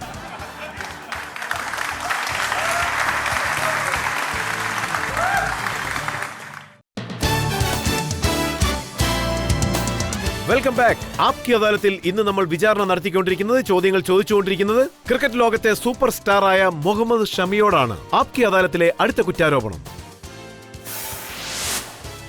ആപ്കി അദാലത്തിൽ സ്റ്റാർ ക്രിക്കറ്റർ മുഹമ്മദ് ഷമിയുടെ മേലുള്ള കുറ്റാരോപണം, ഇദ്ദേഹം എല്ലാവരെയും പേടിപ്പിക്കുന്നു എന്നുള്ളതാണ്. ഷമി, എല്ലാ ക്രിക്കറ്റേഴ്സും പറയുന്നത് ഷമിയുടെ ബോൾ ശരിക്കും പേടിപ്പെടുത്തുന്നതാണെന്ന്. ഉടഞ്ഞു പോവുമോ, പിളർന്നു പോവുമോ, ബോൾ മുഖത്തിൽ കൊള്ളുമോ, കയ്യിൽ കൊള്ളുമോ, എല്ലാവരും താങ്കളുടെ ബോൾ കണ്ട് പേടിക്കുകയാണ്. സാർ, ഞാൻ എൻ്റെ ജോലിയല്ലേ ചെയ്യുന്നത്. ഞാൻ ആരെങ്കിലും പേടിപ്പിക്കാൻ പോകേണ്ട കാര്യമുണ്ടോ? ആരാ ഈ കുറ്റങ്ങളൊക്കെ ആരോപിക്കുന്നത്? ഞാൻ സമ്മതിക്കുന്നു, നമ്മൾ 140 കിലോമീറ്റർ സ്പീഡിൽ ബോൾ എറിഞ്ഞാൽ ആർക്കാണെങ്കിലും ഡിഫിക്കൽട്ടീസ് ഉണ്ടാകും. പക്ഷെ അടിക്കുന്ന കാര്യത്തിലാണെങ്കിൽ ടാർഗറ്റ് എന്തായാലും ഉണ്ടാകും. അങ്ങനെ നോക്കുകയാണെങ്കിൽ ഒരു പ്ലെയറുണ്ട്, എൻ്റെ ടാർഗറ്റ് ലിസ്റ്റിൽ ഒരു പ്ലെയറുണ്ട്. അദ്ദേഹം എൻ്റെ ഒപ്പം ഒരു 20 വർഷമായിട്ടുണ്ട്, ഋതി മാൻസ. ഒരുപക്ഷെ അവൻ നെറ്റിൽ വരികയാണെങ്കിൽ ആദ്യത്തെ ബോൾ തന്നെ അടിക്കും. അത് അവനും അറിയാം, എനിക്കും അറിയാം. ഈവൻ ഞങ്ങൾക്ക് രണ്ടുപേർക്കും മാത്രമല്ല, മുഴുവൻ ടീമിനും ഈ കാര്യം അറിയാം. ആദ്യം അവനാണ് നിൽക്കുന്നതെങ്കിൽ തീർച്ചയായും ബൗൺസർ തന്നെയായിരിക്കും അറിയുക. കാരണം നന്നായിട്ട് അറിയാം അവൻ അത്രയ്ക്ക് ഫ്ലെക്സിബിൾ ആയിരിക്കുമെന്ന്. അതായത് ഒരു പ്ലെയർ ഒരു നല്ല ഷോട്ട് അടിക്കുകയാണെങ്കിൽ അത് നന്നായിരിക്കുമല്ലോ. കൊള്ളാം, നല്ല ഷോട്ടായിരുന്നു, ബോൾ കണ്ടിങ്ങനെ പേടിച്ചാൽ നന്നായിരിക്കില്ലല്ലോ. എന്നെ അവൻ ലെഫ്റ്റ് ചെയ്യും. ശരിക്കും പറഞ്ഞാൽ അവൻ്റെ ഉള്ളിൽ ഒരു വ്യത്യസ്തമായ ഫ്ലെക്സിബിലിറ്റി ഉണ്ട്. അവൻ എങ്ങനെ ബെൻഡാവുമെന്ന് ചോദിച്ചാൽ നമ്മൾ മുമ്പോട്ട് പോയാൽ അവൻ പുറകോട്ട് ബെൻഡാവും. അതുകൊണ്ട് അവന്റെ ബൗൺസർ അടിക്കുന്നത് എനിക്ക് വളരെ ഇഷ്ടമാണ്. എന്നാലും അവനത് കാര്യമാക്കില്ല. നെറ്റിൽ അങ്ങനെയുള്ളൊരു ബാറ്റ്സ്മാനെ കിട്ടിയാൽ നമുക്ക് പിന്നെന്താ വേണ്ടത്? സത്യം പറഞ്ഞാൽ അവനെന്റെ ബെസ്റ്റ് ബഡിയാണെന്ന് വേണം പറയാൻ. രോഹിത് ശർമ്മ വരെ കംപ്ലൈന്റ് ചെയ്യാണ് അദ്ദേഹം ലോകത്തിലെ വളരെ ഡേഞ്ചറസ് ആയ ബാറ്റ്മാനാണ്. ശരി, നിങ്ങൾ എന്നോടൊരു കാര്യം പറയുന്നു. നെറ്റിൽ നിങ്ങൾ എന്നോടൊരു കാര്യം പറയുകയാണെങ്കിൽ, അതായത് ബൗൺസർ അടിക്കരുതെന്ന് പറഞ്ഞാൽ പിന്നെ എപ്പോഴാണ് ഞാൻ ബൗൺസർ അടിക്കുക? എന്റെ മുന്നിൽ ബാറ്റ്സ്മാൻ ഉണ്ടെങ്കിലല്ലേ എനിക്ക് പ്രാക്ടീസ് ചെയ്യാൻ പറ്റൂ. എനിക്ക് 1-2 ബൗൺസേഴ്സൊക്കെ എറിയാനായി പറ്റും. ഞാൻ അതാണ് ചെയ്യുന്നത്. അതിനെ ഇങ്ങനെ പറഞ്ഞാൽ ഞാൻ പിന്നെ രോഹിത് പറഞ്ഞ കാര്യം ഞാനൊന്ന് വായിച്ച് കേൾപ്പിക്കാം. രോഹിത് എന്താ പറഞ്ഞെന്ന് വെച്ചാൽ, താങ്കളോട് പല പ്രാവശ്യം നെറ്റിൽ വെച്ച് പറഞ്ഞിരുന്നു ബൗൺസ് അടിക്കേണ്ടാന്ന്. പക്ഷെ അദ്ദേഹത്തിന് വലിയ ഇഷ്ടമാണത്. പക്ഷെ താഴെ നിന്ന് അടിച്ചാൽ മതി, മുകളിലേക്ക് അടിക്കേണ്ടെന്നും പറഞ്ഞു. അത് 1-2 ബൗൺസർ എന്തായാലും അവരടിക്കാതിരിക്കില്ലല്ലോ. പക്ഷെ എനിക്കാണ് അതിന് കൂടുതൽ പേരുദോഷം. പിന്നെ ഇവിടെ സ്മൃതി മന്ദനാണ് ഒരു എക്സാമ്പിൾ തന്നത്. അവർക്കെതിരായിട്ട് താങ്കൾ ബോളിംഗ് ചെയ്തിരിക്കുകയാണ്. ബോൾ അവരുടെ തൈയിൽ കൊണ്ട് അവര് 10 ദിവസം എഴുന്നേറ്റേ ഇല്ലെന്ന്.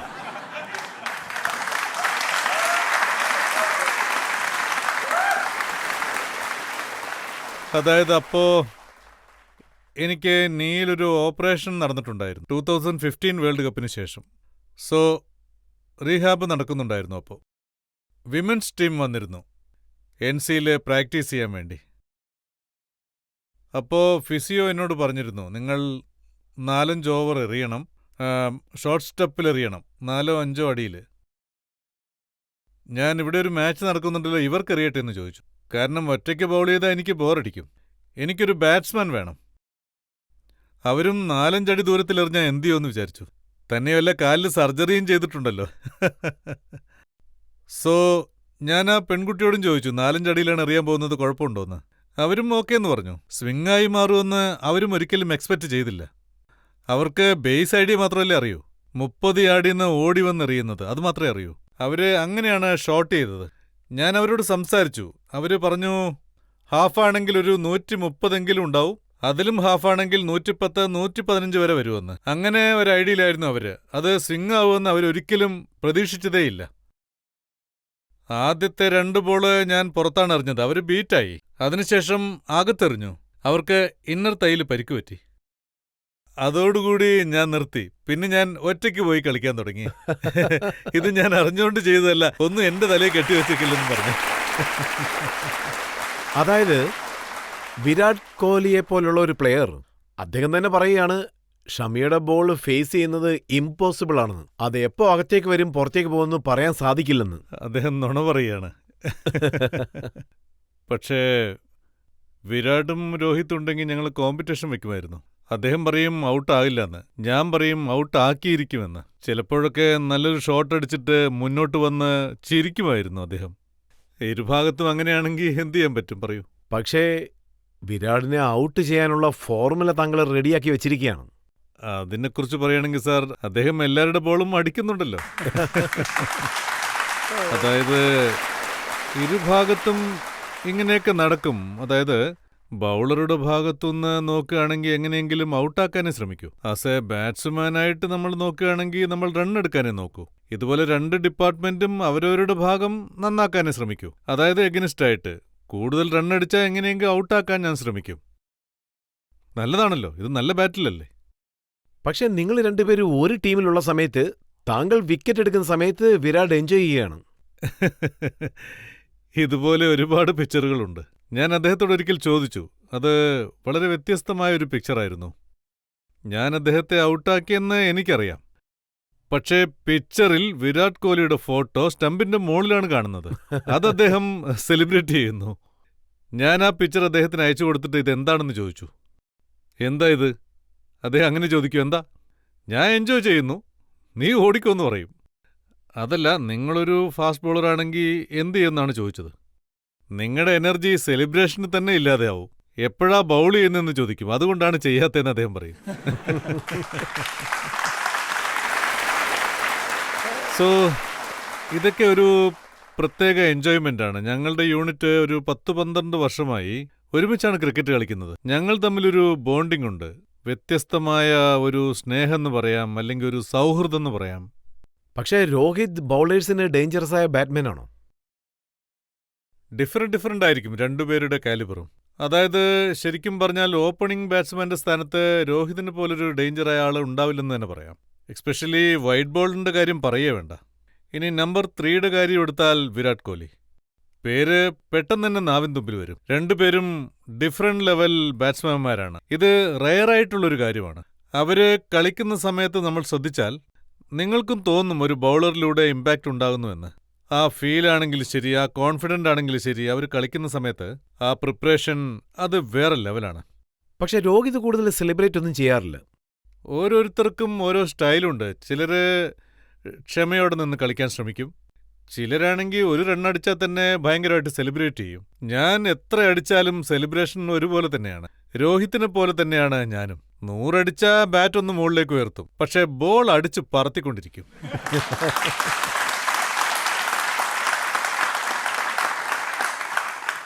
പക്ഷേ രോഹിത് എല്ലാവരെയും വഴക്ക് പറയാൻ ഒരു തനി സ്റ്റൈൽ തന്നെ വെച്ചിരിക്കുകയാണ്. അത് പിന്നെ മുംബൈയിലുള്ളവരുടെ കാര്യം പറയേ വേണ്ട. ആരെങ്കിലും മുംബൈക്കാരുണ്ടോ ഇവിടെ?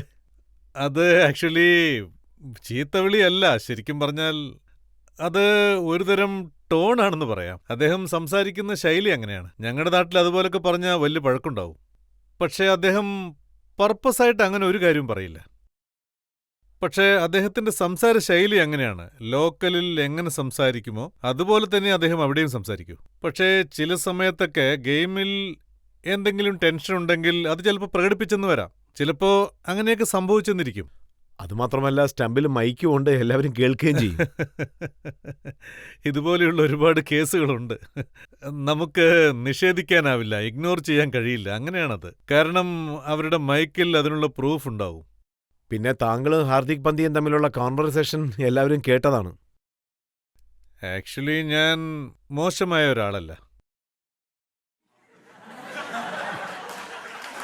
പിന്നെ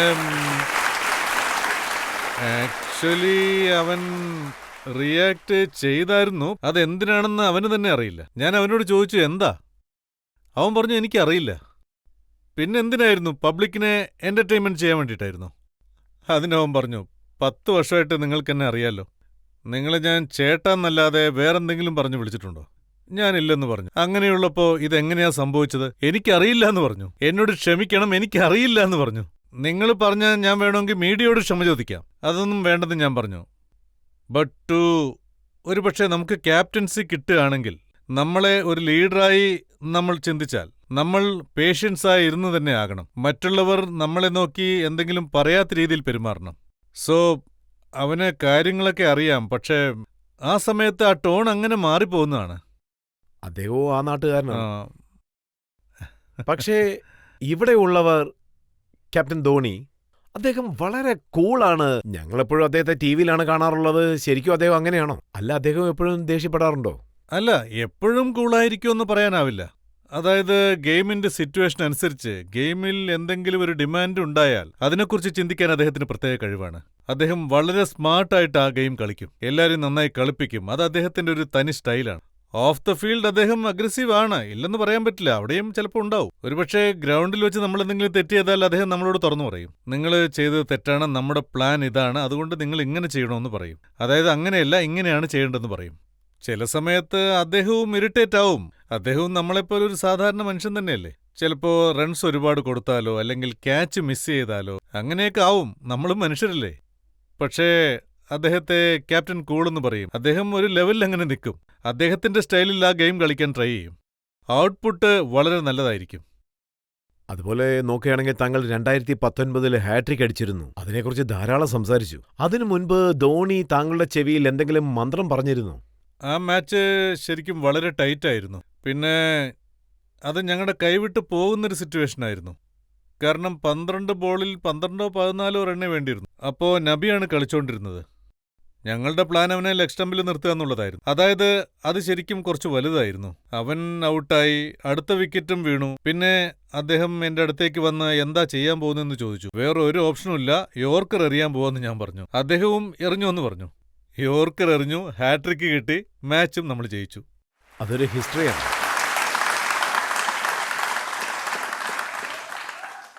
ഒരു പ്രാവശ്യം ധോണി ശരിക്കും ദേഷ്യപ്പെട്ടതായിട്ടാണ് കേട്ടത്. അതായത് മക്ലമിന് ബൗൺസ് ആണെന്ന് പറഞ്ഞ മുഖത്തേക്ക് എറിഞ്ഞപ്പോ. ആ കുറച്ച് കൂടുതലൊന്നുമല്ല. ചെറുതായിട്ട് വിരാട് ക്യാച്ച് മിസ് ചെയ്തു. സ്കോറാണെങ്കിൽ 300-ന് മുകളിൽ പോയിക്കൊണ്ടിരിക്കുകയാണ്. അവർ റൺ വാരി കൂട്ടുമായിരുന്നു. പിന്നെ അടുത്ത ദിവസത്തെ കാര്യം നോക്കുകയാണെങ്കിൽ 2 ദിവസം ഞങ്ങൾ ഫീൽഡിങ്ങിലായിരുന്നു. ഒരു നല്ല ഷോട്ട് അടിച്ചു. ലഞ്ച് സമയത്തെ ലാസ്റ്റ് ബോളായിരുന്നു അത്. ഞാൻ ബൗൺസർ എറിഞ്ഞു. ആ ബോള് മഹിബായുടെ മോളിൽ കൂടെ പറന്നുപോയി. ബൗണ്ടറിയായി. അവിടുന്ന് ഞങ്ങൾ ഒരുമിച്ചാണ് ലഞ്ചിന് പോയത്. എന്താ ഇങ്ങനെ ചെയ്തതെന്ന് ചോദിച്ചു. ഞാൻ പറഞ്ഞു സോറി, കയ്യിൽ നിന്ന് മിസ്സായിപ്പോയിന്ന്. അത് ശരി, എന്നോടാണോ നീ പറയുന്നത്? ഇതുപോലെയുള്ള ആൾക്കാരെയൊക്കെ ഞാൻ ഒരുപാട് കണ്ടിട്ടുണ്ടെന്ന് പറഞ്ഞു. ആ ഒരു റിയാക്ഷനാണ് അദ്ദേഹത്തിൻ്റെ ഭാഗത്തുനിന്ന് എനിക്ക് ഹാർഡായിട്ട് തോന്നിയത് ലൈഫിൽ ഇതുവരെ. തങ്ങളോടൊപ്പം പലരും ക്രിക്കറ്റ് കളിച്ചിട്ടുണ്ട്. അവരൊക്കെ എന്താ പറയുന്നതെന്ന് വെച്ചാ മുഹമ്മദ് ഷമിയുടെയും മഹേന്ദ്ര സിംഗ് ധോണിയുടെയും റിലേഷൻഷിപ്പ് എങ്ങനെ ഉണ്ടായിരിക്കുന്നു വെച്ചാ അച്ഛനും മകനും തമ്മിലുള്ളതുപോലെന്ന്. അദ്ദേഹം എപ്പോഴും നല്ലൊരു ഗൈഡൻസ് ആണ് തന്നിട്ടുള്ളത്.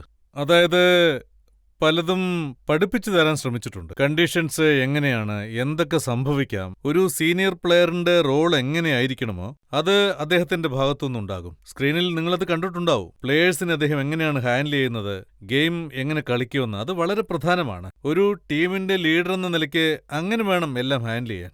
അദ്ദേഹത്തോട് നമ്മൾ സംസാരിച്ചാൽ നമുക്ക് വേറെ ലെവൽ കോൺഫിഡൻസ് കിട്ടും. അദ്ദേഹത്തിന്റെ അടുത്ത് മാത്രമല്ല, പല സീനിയർ പ്ലെയറിന്റെ അടുത്ത് സംസാരിക്കുമ്പോഴും അങ്ങനെയാണ്. ആ ഒരു ഫീല് കിട്ടുന്നു. എല്ലാം ഡിഫറൻ്റ് ആയിരിക്കും. ഫീൽഡിൽ ഇപ്പോ ധോണിയെ താങ്കൾ മിസ് ചെയ്യുന്നുണ്ടോ? തീർച്ചയായും മിസ് ചെയ്യുന്നു. നല്ല മൂമെന്റുകൾ പലതും ഞങ്ങൾക്ക് മിസ്സാവുന്നുണ്ട്. ഒരു നല്ല ടൂർണമെന്റ് കളിക്കുമ്പോൾ ശരിക്കും അദ്ദേഹത്തെ മിസ് ചെയ്യുന്നുണ്ട്. അദ്ദേഹത്തെ മിസ് ചെയ്യുന്നില്ലെന്ന് ഞങ്ങൾക്ക് ഒരിക്കലും പറയാനാവില്ല. ഇപ്പോഴും ഞങ്ങൾ വീട്ടിൽ നിന്ന് സംസാരിക്കുമ്പോൾ, മാച്ചിനെ കുറിച്ച് സംസാരിക്കുമ്പോൾ എങ്ങനെ നോക്കിയാലും ഏതെങ്കിലും ഒരു പ്ലെയറിന്റെ പേര് നമുക്ക് ഇടയ്ക്കിടയ്ക്ക് കയറി വരും. ധോണിയുടെ ബെസ്റ്റ് മൊമെന്റ് ഏതാണെന്ന് ചോദിച്ചാൽ താങ്കൾ ഏതെന്ന് പറയും? നമ്മളൊരു ഗെയിമിനകത്ത് നിൽക്കുമ്പോൾ അദ്ദേഹം നമ്മുടെ ഉള്ളിലൊരു കാംനെസ് ഉണ്ടാക്കിയെടുക്കും. അപ്പം നമുക്ക് പ്ലാൻ എന്താണോ അത് മാത്രമേ കാണൂ. അതാണ് ഏറ്റവും പ്രധാനമെന്ന് എനിക്ക് തോന്നിയിട്ടുണ്ട്. എപ്പോഴൊക്കെ നമ്മൾ ആ ട്രാക്കിൽ നിന്ന് ഓഫാകുന്നുവോ, എപ്പോഴൊക്കെ നമ്മൾ റോങ് ലൈനിൽ ബോൾ ഇടുന്നുവോ, നിങ്ങൾ കണ്ടിട്ടുണ്ടാവും അദ്ദേഹം എപ്പോഴും ഓടിക്കൊണ്ടേയിരിക്കും. ഇങ്ങനെയാണ് നമ്മൾ പ്ലാൻ ചെയ്തതെന്ന് നമുക്ക് ഓർമ്മ വന്നുകൊണ്ടേയിരിക്കും. ഇത് ശരിയല്ല എന്ന് പറയും. ചേഞ്ച് ചെയ്യണമെങ്കിൽ പറ എന്ന് പറയും. ഇത് മാത്രമേ പറയൂ. എനിക്ക് വളരെ ഇഷ്ടപ്പെട്ട കാര്യമാണത്. താങ്കൾ ചോദിക്കും. ഞാനൊരു കാര്യം കേട്ടു, നിങ്ങൾക്ക് നോൺ വെജ് വളരെ ഇഷ്ടമാണെന്ന്. അത് നിങ്ങൾ തന്നെ പ്രിപ്പയർ ചെയ്ത് കഴിക്കുമെന്നറിഞ്ഞു. നേരാണോ? നോൺ വെജിനെ കുറിച്ച് പറയുകയാണെങ്കിൽ എനിക്കതിനെക്കുറിച്ച് പറയാൻ മടിയൊന്നുമില്ല. ഞാൻ കഴിക്കുമെന്ന് പറയുന്നതിൽ എനിക്ക് നാണക്കേടില്ല. ലോകത്തെല്ലാവരും കഴിക്കുന്നുണ്ടല്ലോ, ഞാനും കഴിക്കുന്നുണ്ട്. പിന്നെ ഞാൻ വെജ് ഒട്ടും കഴിക്കുന്നില്ലെന്ന് പറയാൻ പറ്റില്ല. പക്ഷേ എന്റെ ഇമേജ് എങ്ങനെയാണ് ക്രിയേറ്റ് ചെയ്തിരിക്കുന്നതെന്ന് വെച്ചാൽ, വെറുതെ തമാശയ്ക്ക് പറഞ്ഞ് ഏത് വിധത്തിൽ എത്തിച്ചു എന്നറിയോ? എപ്പോഴും ബിരിയാണിയിലും കബാബിലും കിടക്കുന്ന പോലെയാണ് പറയുന്നത്. ബട്ട് ഞാൻ വെജും കഴിക്കാറുണ്ട്.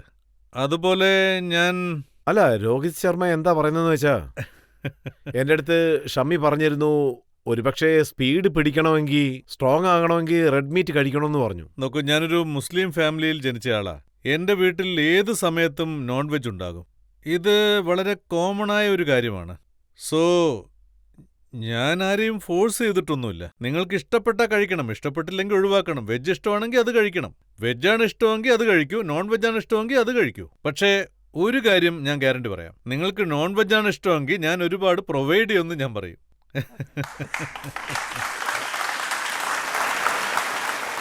രവിശാസ്ത്രി പറഞ്ഞിരുന്നു, അദ്ദേഹം കോച്ചായിട്ടുള്ള സമയത്ത് മാച്ച് നടക്കുമ്പോൾ ലഞ്ച് ബ്രേക്കിൽ താങ്കളുടെ പ്ലേറ്റിലേക്ക് നോക്കുന്ന സമയത്ത് അതിൽ ബിരിയാണി ആയിരുന്നു ഫുള്ളെന്ന്. അദ്ദേഹം എന്തോ തമാശ പറഞ്ഞപ്പോൾ പ്ലേറ്റ് എടുത്ത് താങ്കൾ എറിഞ്ഞെന്നും കേട്ടു. 2018 ഞങ്ങൾ സൗത്ത് ആഫ്രിക്കയിൽ ലാസ്റ്റ് മാച്ച് ജയിച്ചിരുന്നു. ആ സമയത്ത് നടന്നൊരു കാര്യമാണിത്. അപ്പോ ആ ലഞ്ച് ടൈമിൽ അതിൽ എൻ്റെ തെറ്റെന്താണുള്ളത്? ഞാൻ അദ്ദേഹത്തോട് ചോദിക്കണമെന്ന് ആഗ്രഹിച്ചെന്താന്ന് വെച്ചാൽ, നിങ്ങളാണ് ബിരിയാണി വാങ്ങിയത്, നിങ്ങളുടെ മാനേജറാണ് ലഞ്ചിൽ ബിരിയാണി പ്രൊവൈഡ് ചെയ്തത്, പിന്നെ ഞാൻ വേറെന്താ കഴിക്കുക? ബിരിയാണി കഴിക്കാൻ തന്നാൽ ഞാൻ ആ ബിരിയാണിയല്ലേ കഴിക്കാൻ പറ്റൂ, പിന്നെന്ത് കഴിക്കും? സോ ഞാൻ ഫീൽഡിങ്ങിലായിരുന്നു. ആദ്യത്തെ ദിവസം ഫീൽഡിങ്ങിലായിരുന്നു. അടുത്ത ദിവസം ലാസ്റ്റ് ഡേ ഞാൻ ഫീൽഡിംഗ് ചെയ്യേണ്ടതായിരുന്നു. ഒരു സെഷൻ ഫീൽഡിംഗ് ചെയ്തിട്ട് വന്നു. വളരെ ചൂടായിരുന്നു. ഞാൻ വിചാരിച്ചു പെട്ടെന്ന് കഴിച്ചിട്ട് ഐസ് ബാത്ത് ചെയ്ത് പിന്നെ ഗ്രൗണ്ടിലേക്ക് ഇറങ്ങാമെന്ന് ഞാൻ വിചാരിച്ചു. അപ്പം ഞാൻ വേഗം കഴിച്ചിട്ട് പോവാമെന്ന് കരുതിയിരിക്കുമ്പോൾ രവി സാറ് അകത്തേക്ക് കയറി വന്നു. അദ്ദേഹം വിചാരിച്ചു ഇവൻ എന്ത് തീറ്റയായി തിന്നുന്നതെന്ന്, ഇവന് മാച്ചിനെ കുറിച്ച് ഒരു ചിന്തയും ഇല്ലെന്ന്. സോ അതാണ് അവിടെ ഉണ്ടായത്. ഇവന് ബിരിയാണി മാത്രമേ വേണ്ടൂ, വേറൊന്നിനെക്കുറിച്ച് ഒരു ചിന്തയില്ലെന്ന് പറഞ്ഞു. അപ്പം ഞാൻ വിചാരിച്ചു എന്താ ഇത്. പിന്നെ ഞാൻ ബിരിയാണി വലിച്ചെറിയാനൊന്നും പോയില്ല. ടേബിളിൽ നിന്ന് അങ്ങോട്ട് പുഷ് ചെയ്ത് പിന്നീട് എഴുന്നേറ്റ് നിന്നു. പിന്നെ ചെന്ന് ഐസ് ബാത്ത് എടുത്ത് ഗ്രൗണ്ടിലേക്ക് ഇറങ്ങിച്ചെന്നു. 2-3 പേര് എന്നോട് സംസാരിക്കാൻ വന്നു. ഞാൻ പറഞ്ഞു ആരും ഒന്നും പറയരുത്, ഞാനിപ്പോൾ ആ ഫ്രെയിമിലില്ല, എനിക്ക് ആരോടും ഒന്നും പറയാനില്ല, സംസാരിക്കാനില്ലെന്ന് പറഞ്ഞു. മാച്ച് കഴിയട്ടെ, മാച്ച് കഴിഞ്ഞിട്ട് സംസാരിക്കാമെന്ന് പറഞ്ഞു. അറ്റ്ലീസ്റ്റ് പോകുന്നതിന് മുമ്പ് കഴിക്കാൻ പറഞ്ഞു. ഞാൻ പറഞ്ഞു എനിക്ക് വേണ്ടെന്ന് പറഞ്ഞു. അത് കഴിഞ്ഞ് ഒരു 6-7 ഓവർ കഴിഞ്ഞപ്പോൾ മാച്ച് അവസാനിച്ചു. പിന്നീട് ചെന്ന് ഞാൻ രവിശാസ്ത്രി വന്ന് പറഞ്ഞു ഇദ്ദേഹത്തിന്റെ ദേഷ്യം അങ്ങനെ തന്നെ ഉണ്ടാകട്ടെ, ആ ദേഷ്യം ഫീൽഡിൽ കാണിക്കട്ടെ എന്ന് പറഞ്ഞു. ചിലപ്പോൾ അങ്ങനെയൊക്കെ സംഭവിക്കും, അങ്ങനെയൊക്കെ സംഭവിക്കാറുണ്ട്. നമ്മുടെ കൂടെയുള്ളവരെ, നമ്മുടെ ടീംമേറ്റ്സിനെ, അവരെയൊക്കെ പമ്പപ്പ് ചെയ്യണമെന്ന് വിചാരിച്ചാൽ നമ്മളുടെ കൈവശം എന്തെങ്കിലും പോയിന്റ്സ് ഉണ്ടാവും, എന്തെങ്കിലും ഒരു പുതിയ കാര്യം നമ്മുടെ ഉള്ളിൽ നടക്കും. അതായത് 12.3 ഓവറിൽ താങ്കൾ 5 വിക്കറ്റാണ് എടുത്തത്. അതെ, ഒരേ സെഷനിൽ അല്ല, അത് അടുത്ത സെഷനിൽ അവസാനിപ്പിച്ച് പിന്നീട് ബിരിയാണി കഴിച്ചു. അതായത് ഇതുപോലെ മറ്റൊരു കാര്യം അശ്വിനും സമ്മതിക്കും. അശ്വിൻ മിക്കവാറും തമിഴിലായിരിക്കും സംസാരിക്കുക, എനിക്കൊന്നും മനസ്സിലാവില്ല. പക്ഷെ ഞാൻ ആൻസർ പറയുന്നത് കൃത്യമായിരിക്കും. അദ്ദേഹം ശരിക്കും എന്താ പറയുന്നതെന്ന് പോലും എനിക്കറിയില്ല. പക്ഷേ എൻ്റെ റിപ്ലൈ ഏകദേശം കറക്റ്റായിരിക്കും, അദ്ദേഹത്തിൻ്റെ ചോദ്യത്തിനുള്ള മറുപടി തന്നെയായിരിക്കും അത്. അപ്പോൾ അദ്ദേഹം ചിന്തിക്കും ഞാൻ ഇങ്ങനെ സംസാരിച്ചാൽ തീർച്ചയായും വിക്കറ്റ് വീഴുമെന്ന്. ഇത് സത്യമാണോ? ഷമിക്കുള്ളിൽ ഒരു തീ കൂട്ടണമെങ്കിൽ ബിരിയാണിയും മട്ടനും ചിക്കനും ഒക്കെ തരണമെന്ന്? സർ, എനിക്ക് ഇഷ്ടമാണ്, ഞാൻ കഴിക്കും. കഴിച്ചു കഴിഞ്ഞാൽ കുറച്ച് എക്സ്ട്രാ പവർ കിട്ടും, വേറെന്താ. സാർ, എന്റെ ചോദ്യം എന്താണെന്നാൽ ക്രിക്കറ്റ് ടീമിൽ വളരെ ഫണ്ണി ആയിട്ട് താങ്കൾക്ക് ആരെയാണ് തോന്നിയത്, ഒന്ന് പറയൂ സാർ. ഷാഹിലാണെന്ന് പറയാം. അതായത് അവൻ്റെ ബോഡി വെച്ചോണ്ട് ഭയങ്കര അഭ്യാസമൊക്കെ അവൻ കാണിക്കും. ഇപ്പോൾ എൻ്റെ മുന്നിൽ ഷാഹിൽ ഇരിക്കുകയാണെങ്കിൽ ഞാനിവിടെ മിണ്ടാതിരിക്കുകയാണെന്ന് വെച്ചോ, എൻ്റെ ചെവിയുടെ അടുത്ത് വന്ന് അവൻ പറയും നിന്നെ ആ റൂമിനകത്തിട്ട് നല്ല ഇടിച്ച് പരുവാക്കും. അപ്പം നിങ്ങൾക്ക് എന്തായിരിക്കും തോന്നുക? ഷാഹിൽ എന്നോട് വന്ന് പറഞ്ഞു ഞാൻ നിന്നെ എടുത്തിട്ട് അടിക്കും, എന്നിട്ട് ഞാൻ ഓടിപ്പോവെന്ന് പറഞ്ഞാൽ ഇങ്ങനെയൊക്കെ പറയുന്നയാള് ശരിക്കും ഒരു ഫണ്ണിയസ്റ്റ് തന്നെയല്ലേ. ഞാൻ അവനെ തിരിച്ചു കളിയാക്കും, ഞാൻ നിന്റെ കയ്യിൽ നിന്ന് അമർത്തി പിടിച്ചാൽ നിന്റെ കൈ പൊടിയാവുമെന്ന്. ശിഖർ ധവാൻ കുസൃതി കുറച്ച് കൂടുതലാണോ? അത് അവൻ്റെ നേച്ചർ. ശിഖർ എപ്പോഴും ഒരു പഞ്ചാബി മൂഡിലായിരിക്കും, എപ്പോഴും ഒരു നല്ല മൂഡിലായിരിക്കും, ഡാൻസ് കളിക്കും, പാട്ട് പാടും. അങ്ങനെ നിൽക്കുന്നത് അവന് വളരെ ഇഷ്ടമാണ്. അവൻ എപ്പോഴും വളരെ ഡിഫറെന്റ് ടൈപ്പ് ഒരു മൂഡിലായിരിക്കും. സാർ, ഞാൻ തുടക്കകാലം മുതലേ താങ്കളെ എന്റെ ഐഡലായിട്ടാണ് കാണുന്നത്. Thank you. എനിക്ക് സാറിനോട് ചോദിക്കാനുള്ളത്, ഞാൻ സാറിനെ ഐഡലായിട്ട് സ്വീകരിച്ചതുപോലെ, അതായത് സാറെ നിരീക്ഷിച്ച് ഞാൻ ഒരുപാട് കാര്യങ്ങൾ പഠിക്കുന്നുണ്ട്. എന്റെ ചോദ്യം ഇതാണ്, താങ്കളുടെ ഐഡലായിട്ട് താങ്കൾ ആരെയാണ് തുടക്കം മുതലേ കാണുന്നത്? സ്കിൽ വൈസ് നിങ്ങൾ നോക്കുകയാണെങ്കിൽ ഡെൽസ്റ്റൺ, അദ്ദേഹം എൻ്റെ കാറ്റഗറിയിൽ പെടുന്നയാളാണ്.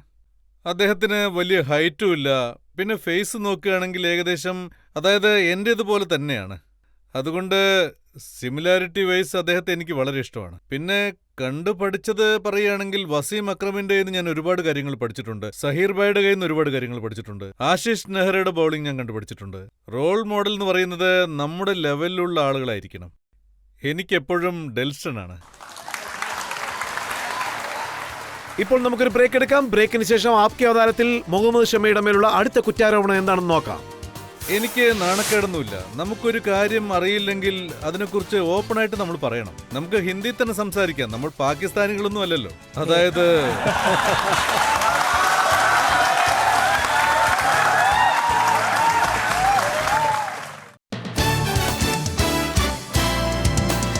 Welcome back. ആപ്കി അദാലത്തിൽ ഇന്നത്തെ നമ്മുടെ അതിഥി സൂപ്പർ സ്റ്റാർ ക്രിക്കറ്റർ മുഹമ്മദ് ഷമിയാണ്. ആപ്കി അദാലത്തിലെ അടുത്ത കുറ്റാരോപണം. ആപ്കി അദാലത്തിൽ സ്റ്റാർ ക്രിക്കറ്റർ മുഹമ്മദ് ഷമിയുടെ മേലുള്ള കുറ്റാരോപണം ഇദ്ദേഹം ഒരു കുഴിമടിയനാണ് എന്നുള്ളതാണ്. ഷമി, ഈ കുറ്റാരോപണം എന്റേതല്ല, വിരാട് കോഹ്ലിയുടേതാണ്. വിരാട് കോഹ്ലി എന്താ പറയുന്നതെന്ന് വെച്ചാൽ ഞങ്ങളുടെ ടീമിലെ വലിയൊരു മടിയൻ ആരാണെന്ന് വെച്ചാൽ അത് മുഹമ്മദ് ഷമിയാണെന്ന്. മസാജ് ചെയ്യാൻ വേണ്ടി റൂമിലേക്ക് പോവുകയാണെങ്കിൽ 3 മണിക്കൂർ കഴിഞ്ഞ് ഉറങ്ങി എഴുന്നേറ്റ് വരുമെന്നും. നമ്മൾ ടെസ്റ്റ് മാച്ച് കളിക്കുന്ന സമയത്ത് നമ്മുടെ ബോഡി ഒരുപാട് ടയേർഡാവും. ചിലപ്പോൾ അങ്ങനെയൊക്കെ സംഭവിച്ചിരിക്കാം. മസാജ് ചെയ്യുന്ന സമയത്ത് അറിയാതെ ഞാൻ ചിലപ്പോൾ ഉറങ്ങിപ്പോയിരിക്കാം. പക്ഷേ ഈ ലേസി എന്നുള്ള ടാഗ് എനിക്ക് കിട്ടിയിട്ടുണ്ട്. എനിക്കതിൽ വിഷമമൊന്നുമില്ല. പക്ഷേ അങ്ങനെ ഒരു പേര് എനിക്ക് എങ്ങനെ കിട്ടിയെന്നാ ചിന്തിക്കുന്നത്. ടഫസ്റ്റ് ആയിട്ടുള്ള ജോബാണ് എൻ്റേത്. വളരെ കൂടുതൽ ഓടുന്നതും ഞാനാണ്. എന്ത് സിറ്റുവേഷൻ വന്നാലും ഫാസ്റ്റ് ബോളറെയാണ് വിളിക്കാറ്.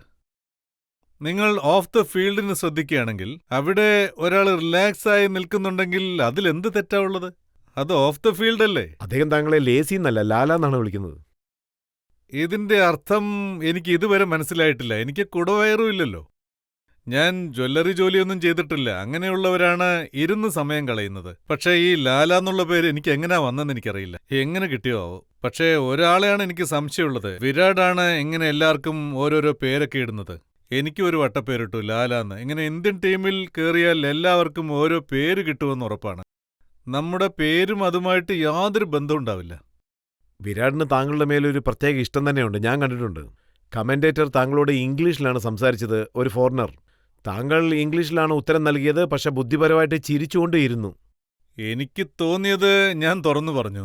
പക്ഷേ അതെ, അത് ന്യൂസിലൻഡിൽ വെച്ചാണ് നടന്നത്. മാൻ ഓഫ് ദ സീരീസിന് വേണ്ടി എന്നെ വിളിക്കുകയായിരുന്നു. ഞാൻ വിചാരിച്ചു പോകാന്ന്. പക്ഷേ അവരുടെ ആക്സന്റ് കുറച്ച് വ്യത്യസ്തമാണെന്ന് എനിക്ക് ശരിക്കും അറിയില്ലായിരുന്നു. എന്നോട് ഒരു കാര്യം ചോദിക്കുന്നു, ഞാൻ വേറെന്തോ മറുപടി പറയുന്നു. എങ്ങനെയാണ് സംഭവിച്ചത്? എന്നെ വിളിച്ചോണ്ടുപോയി ഓരോ കാര്യങ്ങൾ ചോദിച്ചു. ഞാൻ എനിക്കറിയാവുന്ന പോലെയൊക്കെ സിമ്പിളായിട്ട് മറുപടി പറഞ്ഞു. എല്ലാം കഴിഞ്ഞിട്ട് ചോദിച്ചു എന്നെ എന്തിനാ വിളിച്ചോണ്ട് വന്നേന്ന്. പക്ഷേ ആ കമന്റേറ്റർ താങ്കളോട് ഹിന്ദിയിൽ പറഞ്ഞു താങ്കൾ നന്നായിട്ടാണ് ഇംഗ്ലീഷ് സാർ, ഞാൻ സംസാരിക്കുന്നത്. ട്രൈ ചെയ്യും. പക്ഷേ എനിക്കിതിൽ നാണക്കേടൊന്നുമില്ല. നമുക്കൊരു കാര്യം അറിയില്ലെങ്കിൽ അതിനെക്കുറിച്ച് ഓപ്പണായിട്ട് നമ്മൾ പറയണം. നമുക്ക് ഹിന്ദി തന്നെ സംസാരിക്കാം. നമ്മൾ പാകിസ്ഥാനികളൊന്നും അല്ലല്ലോ. അതായത്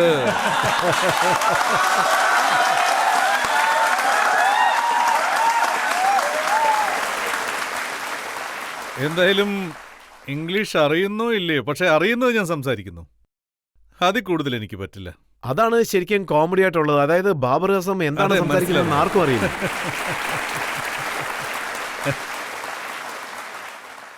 നമ്മൾ അങ്ങനെ ചെയ്ത അത് വേറെ രീതിയിലുള്ളൊരു തമാശയായി മാറും. നമുക്ക് ഹിന്ദിയാണ് കംഫർട്ടബിൾ എന്ന് അറിയാവുന്നത് കൊണ്ട് ഇംഗ്ലീഷ് കംഫർട്ടബിൾ അല്ലെന്ന് നമ്മൾ ഓപ്പണായിട്ട് അവരോട് പറയണം. എനിക്ക് ഇതാണ് കംഫർട്ടബിൾ, ഞാൻ ഇതിലേ സംസാരിക്കുമെന്ന് പറയണം. ഇതിൽ നാണക്കേടെന്തിരിക്കുന്നു? നമുക്കറിയാത്ത കാര്യം അറിയില്ല എന്ന് പറയണം. അതിലെന്താ തെറ്റുള്ളത്? തുറന്നു പറയുന്നതിൽ യാതൊരു തെറ്റുമില്ല. താങ്കൾ ഡെബ്യൂ ചെയ്തതിന് ശേഷം താങ്കൾ ആദ്യത്തെ മാച്ച് കഴിഞ്ഞ് ഡ്രസ്സിംഗ് റൂമിലുള്ളപ്പോൾ താങ്കളോട് സംസാരിക്കാൻ പറഞ്ഞു, സ്പീച്ച് കൊടുക്കാനാണ് പറഞ്ഞത്. അത് വളരെ ഡേഞ്ചറസ് ആയിട്ടുള്ള കാര്യമാണ്. എന്താന്ന് വെച്ചാ എല്ലാ സ്റ്റാർസും എന്റെ മുന്നിൽ വന്നിരിക്കുകയാണ്. യുവിയാണെങ്കിൽ എന്നെ ചേറി പിടിച്ചിരുത്തി. ഇംഗ്ലീഷ് എനിക്കറിയില്ല, എല്ലാവരുടെയും ലാംഗ്വേജ് എനിക്കറിയില്ല. ഇതിനെല്ലാത്തിനുപരി ഞാൻ എല്ലാവരെയും നോക്കിയപ്പോൾ ഇവരെല്ലാവരെയും ഞാൻ TV-യിൽ മാത്രമേ കണ്ടിട്ടുള്ളൂ. മാച്ചിന് മുമ്പ് ഒരു മീറ്റിംഗ് ഉണ്ടാവും. അതിൽ നമ്മൾ സ്പീച്ച് ചെയ്യണം. അതിൽ നമ്മളെക്കുറിച്ച് പറയണം.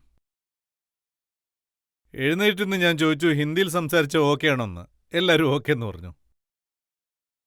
വളരെ ബുദ്ധിമുട്ടിയൊരു 4 വാക്ക് പറഞ്ഞു. കാരണം അവരെയൊക്കെ കണ്ടപ്പോൾ എനിക്കൊന്നും പറയാൻ കിട്ടുന്നില്ല. വളരെ പ്രയാസപ്പെട്ട് എന്നെ ഞാൻ ഇൻട്രൊഡ്യൂസ് ചെയ്തു. അതായത് എത്രത്തോളം അവരിൽ നിന്ന് പഠിക്കാൻ പറ്റുമോ അത്രത്തോളം ഞാൻ പഠിക്കാനാണ് ശ്രമിക്കുന്നത്. ബാക്കിയൊക്കെ ഈശ്വരന്റെ കയ്യിലാണ്. ഇത് മാത്രമേ ഞാൻ പറഞ്ഞുള്ളൂ, വേറൊന്നും കിട്ടിയില്ല. പക്ഷേ ഒരു മൊമെന്റിൽ നോക്കിയാണെങ്കിൽ വിരാടിന്റെ കാര്യത്തിലായാലും ശരി, താങ്കളുടെ കാര്യത്തിലായാലും ശരി, ജനങ്ങൾ എപ്പോഴും ഓർത്തു വെക്കുന്ന ഒരു കാര്യമുണ്ട്. വേൾഡ് കപ്പ് ജയിച്ച സമയത്ത് താങ്കളുടെ മദർ വന്ന സമയത്ത് അദ്ദേഹം കാലിൽ പോയി വീണു അനുഗ്രഹം വാങ്ങാൻ. പലപ്പോഴും ഞാൻ മമ്മിയോട് ഫോണിൽ സംസാരിക്കുന്ന സമയത്ത് വിരാടിനെ കുറിച്ചൊക്കെ പറയാറുണ്ട്. വിരാട് എന്നോട് ചോദിക്കും എന്താ ആരാന്നൊക്കെ.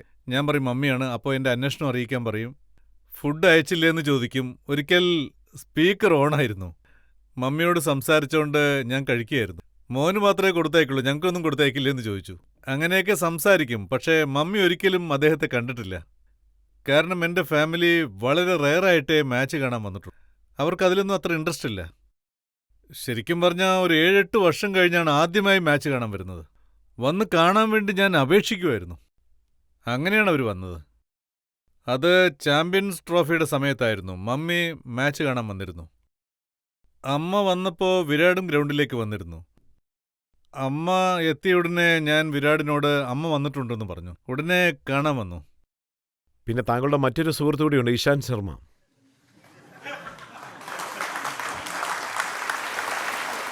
ഇഷാന്ത് എന്താ പറയുന്നതെന്ന് വെച്ചാൽ ഷമി മുഹമ്മദ് ഒരുപക്ഷേ ഇഞ്ചുറിയിൽ നിന്ന് റിക്കവർ ആകണമെങ്കിൽ അദ്ദേഹത്തെ പബ്ജി കളിക്കാൻ വിട്ടാൽ മതി. അദ്ദേഹത്തിന് കഴിക്കാൻ മട്ടൻ നൽകുക, നല്ലി നിഹാരി നൽകി ഉറങ്ങാൻ അനുവദിച്ചാലും മതിയെന്ന്. സെയിം ഡിപ്പാർട്ട്മെന്റ് ജോബാണ് ഞങ്ങൾക്ക് രണ്ടുപേർക്കും, എന്നിട്ടും അവൻ ഇങ്ങനെയൊക്കെയാ പറയുന്നത്.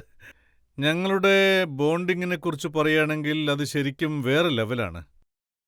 ഞാൻ, ഇഷാന്ത്, പിന്നെ ഭുവനേശ്വർ, ഉമേഷ്, മോഹിത്, ഞങ്ങൾ എല്ലാവരും ഫാസ്റ്റ് ബൗളേഴ്സാണ്. വേറെ ലെവലിലായിരിക്കും. ബസ്സിലും പുറകിലേ ഞങ്ങളിരിക്കൂ. പക്ഷേ മുമ്പിലിരിക്കുന്നവർക്ക് ധൈര്യമുണ്ടാവില്ല കോച്ചിന്റെ പുറകിൽ വന്ന് സംസാരിക്കാൻ. ഞങ്ങൾ അത്രയ്ക്ക് നല്ലവരാ. ഞങ്ങൾ അങ്ങനെയാണ് സംസാരിക്കുക. അതായത് ഞങ്ങളുടെ ഈ ബോണ്ടിങ് എൻ്റെ ജീവിതത്തിൽ ഒരിക്കലും മറക്കാൻ പറ്റില്ല. ഞങ്ങളുടെ പരസ്പര സ്നേഹം, ഞങ്ങൾ തമ്മിലുള്ള വിശ്വാസം, ഞങ്ങളുടെ ചെറിയ ചെറിയ വഴക്കുകൾ, ഇതൊന്നും ഒരിക്കലും മറക്കാൻ പറ്റില്ല. കാണുന്നവർക്ക് വലിയ വഴക്കാണെന്നേ തോന്നും. അതുപോലെയാണ് ഞങ്ങൾ എല്ലാ കാര്യങ്ങളും ഓപ്പണായിട്ട് സംസാരിക്കുക. പക്ഷെ ശരിക്കും പറഞ്ഞാൽ ആ ഒരു ബോണ്ടിങ്, ആ ഒരു അടുപ്പം ഞാൻ വളരെ മിസ് ചെയ്യുന്നു. ഇഷാന്തിന്റെ ഒരു വീഡിയോ ഞാൻ കണ്ടിരുന്നു. അതിൽ അദ്ദേഹം താങ്കൾ സംസാരിക്കുന്നത് പോലെ മിമിക്രി ചെയ്തിരിക്കുകയാണ്. ഞാനിപ്പോൾ നിങ്ങളുടെ മുന്നിൽ ഇരുന്നുകൊണ്ട് സംസാരിക്കില്ല. എൻ്റെ സ്റ്റൈൽ ഇങ്ങനെയാണ്. ഞാൻ എപ്പോഴും ഇങ്ങനെ സംസാരിക്കൂ. എനിക്ക് ചേഞ്ച് ആവുന്ന ഇഷ്ടമല്ല. പിന്നെ അതായത് ഇഷാൻ റിക്കവറിയുടെ കാര്യത്തിൽ പറഞ്ഞിട്ടുള്ളത്, അതായത് നിങ്ങൾ എന്താണ് പ്രതീക്ഷിക്കുക? നമുക്ക് ബെസ്റ്റ് ഫുഡ് വേണം, പിന്നെ നല്ല ഉറക്കം വേണം, റെസ്റ്റ് വേണം. ഗെയിമിന്റെ കാര്യത്തിൽ ഓരോരുത്തർക്കും ഓരോ ഇഷ്ടങ്ങളായിരിക്കും. അതിൽ ശരിക്കും എന്താ തെറ്റുള്ളത്? ഷമി, 2015 വേൾഡ് കപ്പിൽ താങ്കൾക്ക് പരിക്ക് പറ്റിയത് സത്യമാണോ? പരിക്കുണ്ടായിരുന്നു, സീരിയസ് ആയിട്ടുള്ള പരിക്കായിരുന്നു. താങ്കൾ കളിക്കാൻ പാടില്ലായിരുന്നു. പക്ഷെ താങ്കൾ ഇഞ്ചക്ഷൻ എടുത്തുകൊണ്ടാണ് അന്നത്തെ കളിയെല്ലാം കളിച്ചത്. ഇതിൽ ഞങ്ങളുടെ ഓപ്പൺ ഡിസ്കഷൻ മഹീബ് ബ്രോയുടെ മുമ്പിൽ വെച്ചാണ് നടന്നത്. എൻ്റെ സിറ്റുവേഷൻ എങ്ങനെയായിരുന്നു, കണ്ടീഷൻ എങ്ങനെയായിരുന്നു എന്നുള്ള കാര്യം എല്ലാവർക്കും അറിയാം. പക്ഷേ എനിക്ക് കോട്ട്ലേജ് ഓപ്പറേഷൻ നടന്നിരുന്നു. അതായത് മുട്ടിലെ എല്ലിൻ്റെ ജോയിൻസ് ഇല്ലേ, അതിൽ ഒരു ക്രാക്ക് വീണു. ഞാൻ ടെസ്റ്റ് സീരീസ് കഴിഞ്ഞ ഉടനെ തിരിച്ചു വരാനിരുന്നതായിരുന്നു. 4.5 മാസം ഓസ്ട്രേലിയയിലായിരുന്നു. അപ്പോൾ ഓപ്പൺലി ഡിസ്കഷൻ നടന്നിരുന്നു. ഇഷാന്തിന് പരിക്ക് പറ്റിയിട്ടുണ്ട്, അതുകൊണ്ട് കളിക്കാൻ പറ്റില്ല, അതുകൊണ്ട് ആരെങ്കിലും ഒരാൾ തീർച്ചയായും വേണമെന്ന് പറഞ്ഞു. അപ്പം ഞാൻ ഡോക്ടറോട് പറഞ്ഞു എനിക്ക് കളിക്കാൻ പറ്റും, പക്ഷേ ഈ കാൽമുട്ട് എനിക്ക് പണി തരുമെന്ന് ഞാൻ അദ്ദേഹത്തോട് ചോദിച്ചു. അതായത് ഞാൻ ഗെയിം കളിക്കുന്ന സമയത്ത് ഞാൻ ഗെയിമിൽ നിന്നും ഒരിക്കലും പുറത്താകരുത്. അതുപോലെ എന്തെങ്കിലും ഒന്ന് ഞാൻ ചെയ്യണം. എൻ്റെ കളി മോശമായതുകൊണ്ട് ഒരിക്കലും കളി തോൽക്കാൻ പാടില്ല. അതായിരുന്നു എൻ്റെ മനസ്സിലെപ്പോഴും. ഈ കാര്യങ്ങളെല്ലാം വളരെ ഓപ്പണായിട്ട് സംസാരിച്ചിരുന്നു. ഡോക്ടറും എനിക്ക് ആത്മവിശ്വാസം തന്നു. അതായത് ഈ മുട്ടൊരിക്കലും നിങ്ങളെ കൈവിടില്ല. അതായത് പറഞ്ഞു കേട്ടിട്ടില്ലേ, ചില കാര്യങ്ങൾ 19-20 ശരിയാവും, ചില കാര്യങ്ങൾ 19-20 ശരിയാവില്ല. പക്ഷെ ഒരിക്കലും 20-25 എങ്കിൽ പിന്നെ ഞാൻ പെയിൻ കില്ലർ കഴിച്ചുകൊണ്ട് കളിക്കാന്ന് പറഞ്ഞു.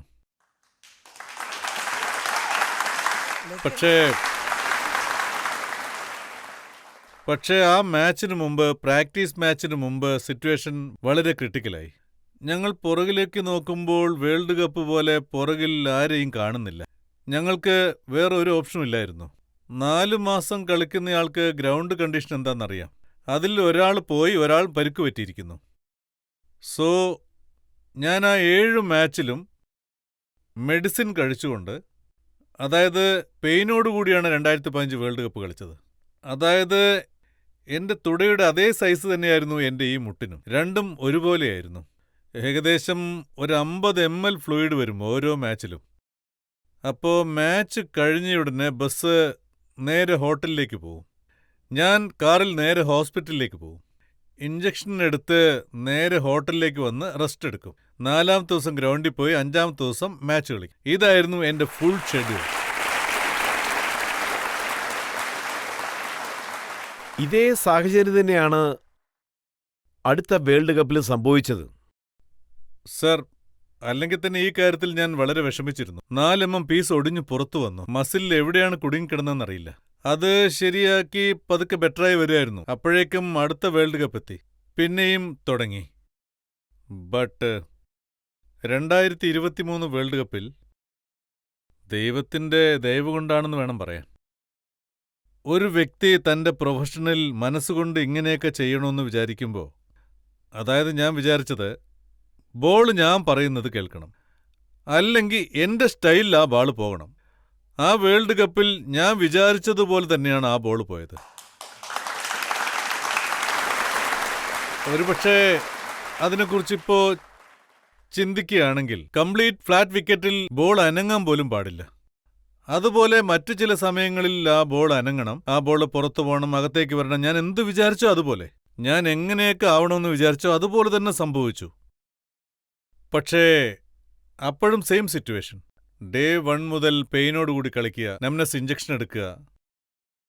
അതായത് എല്ലാവർക്കും വേൾഡ് കപ്പ് എന്ന് പറയുന്നത് ഒരു സ്വപ്നമാണ്. അതിൽ പങ്കെടുക്കുന്നത് ഒരു വലിയ ഭാഗ്യമാണെന്നാണ് എല്ലാവരും കരുതുന്നത്.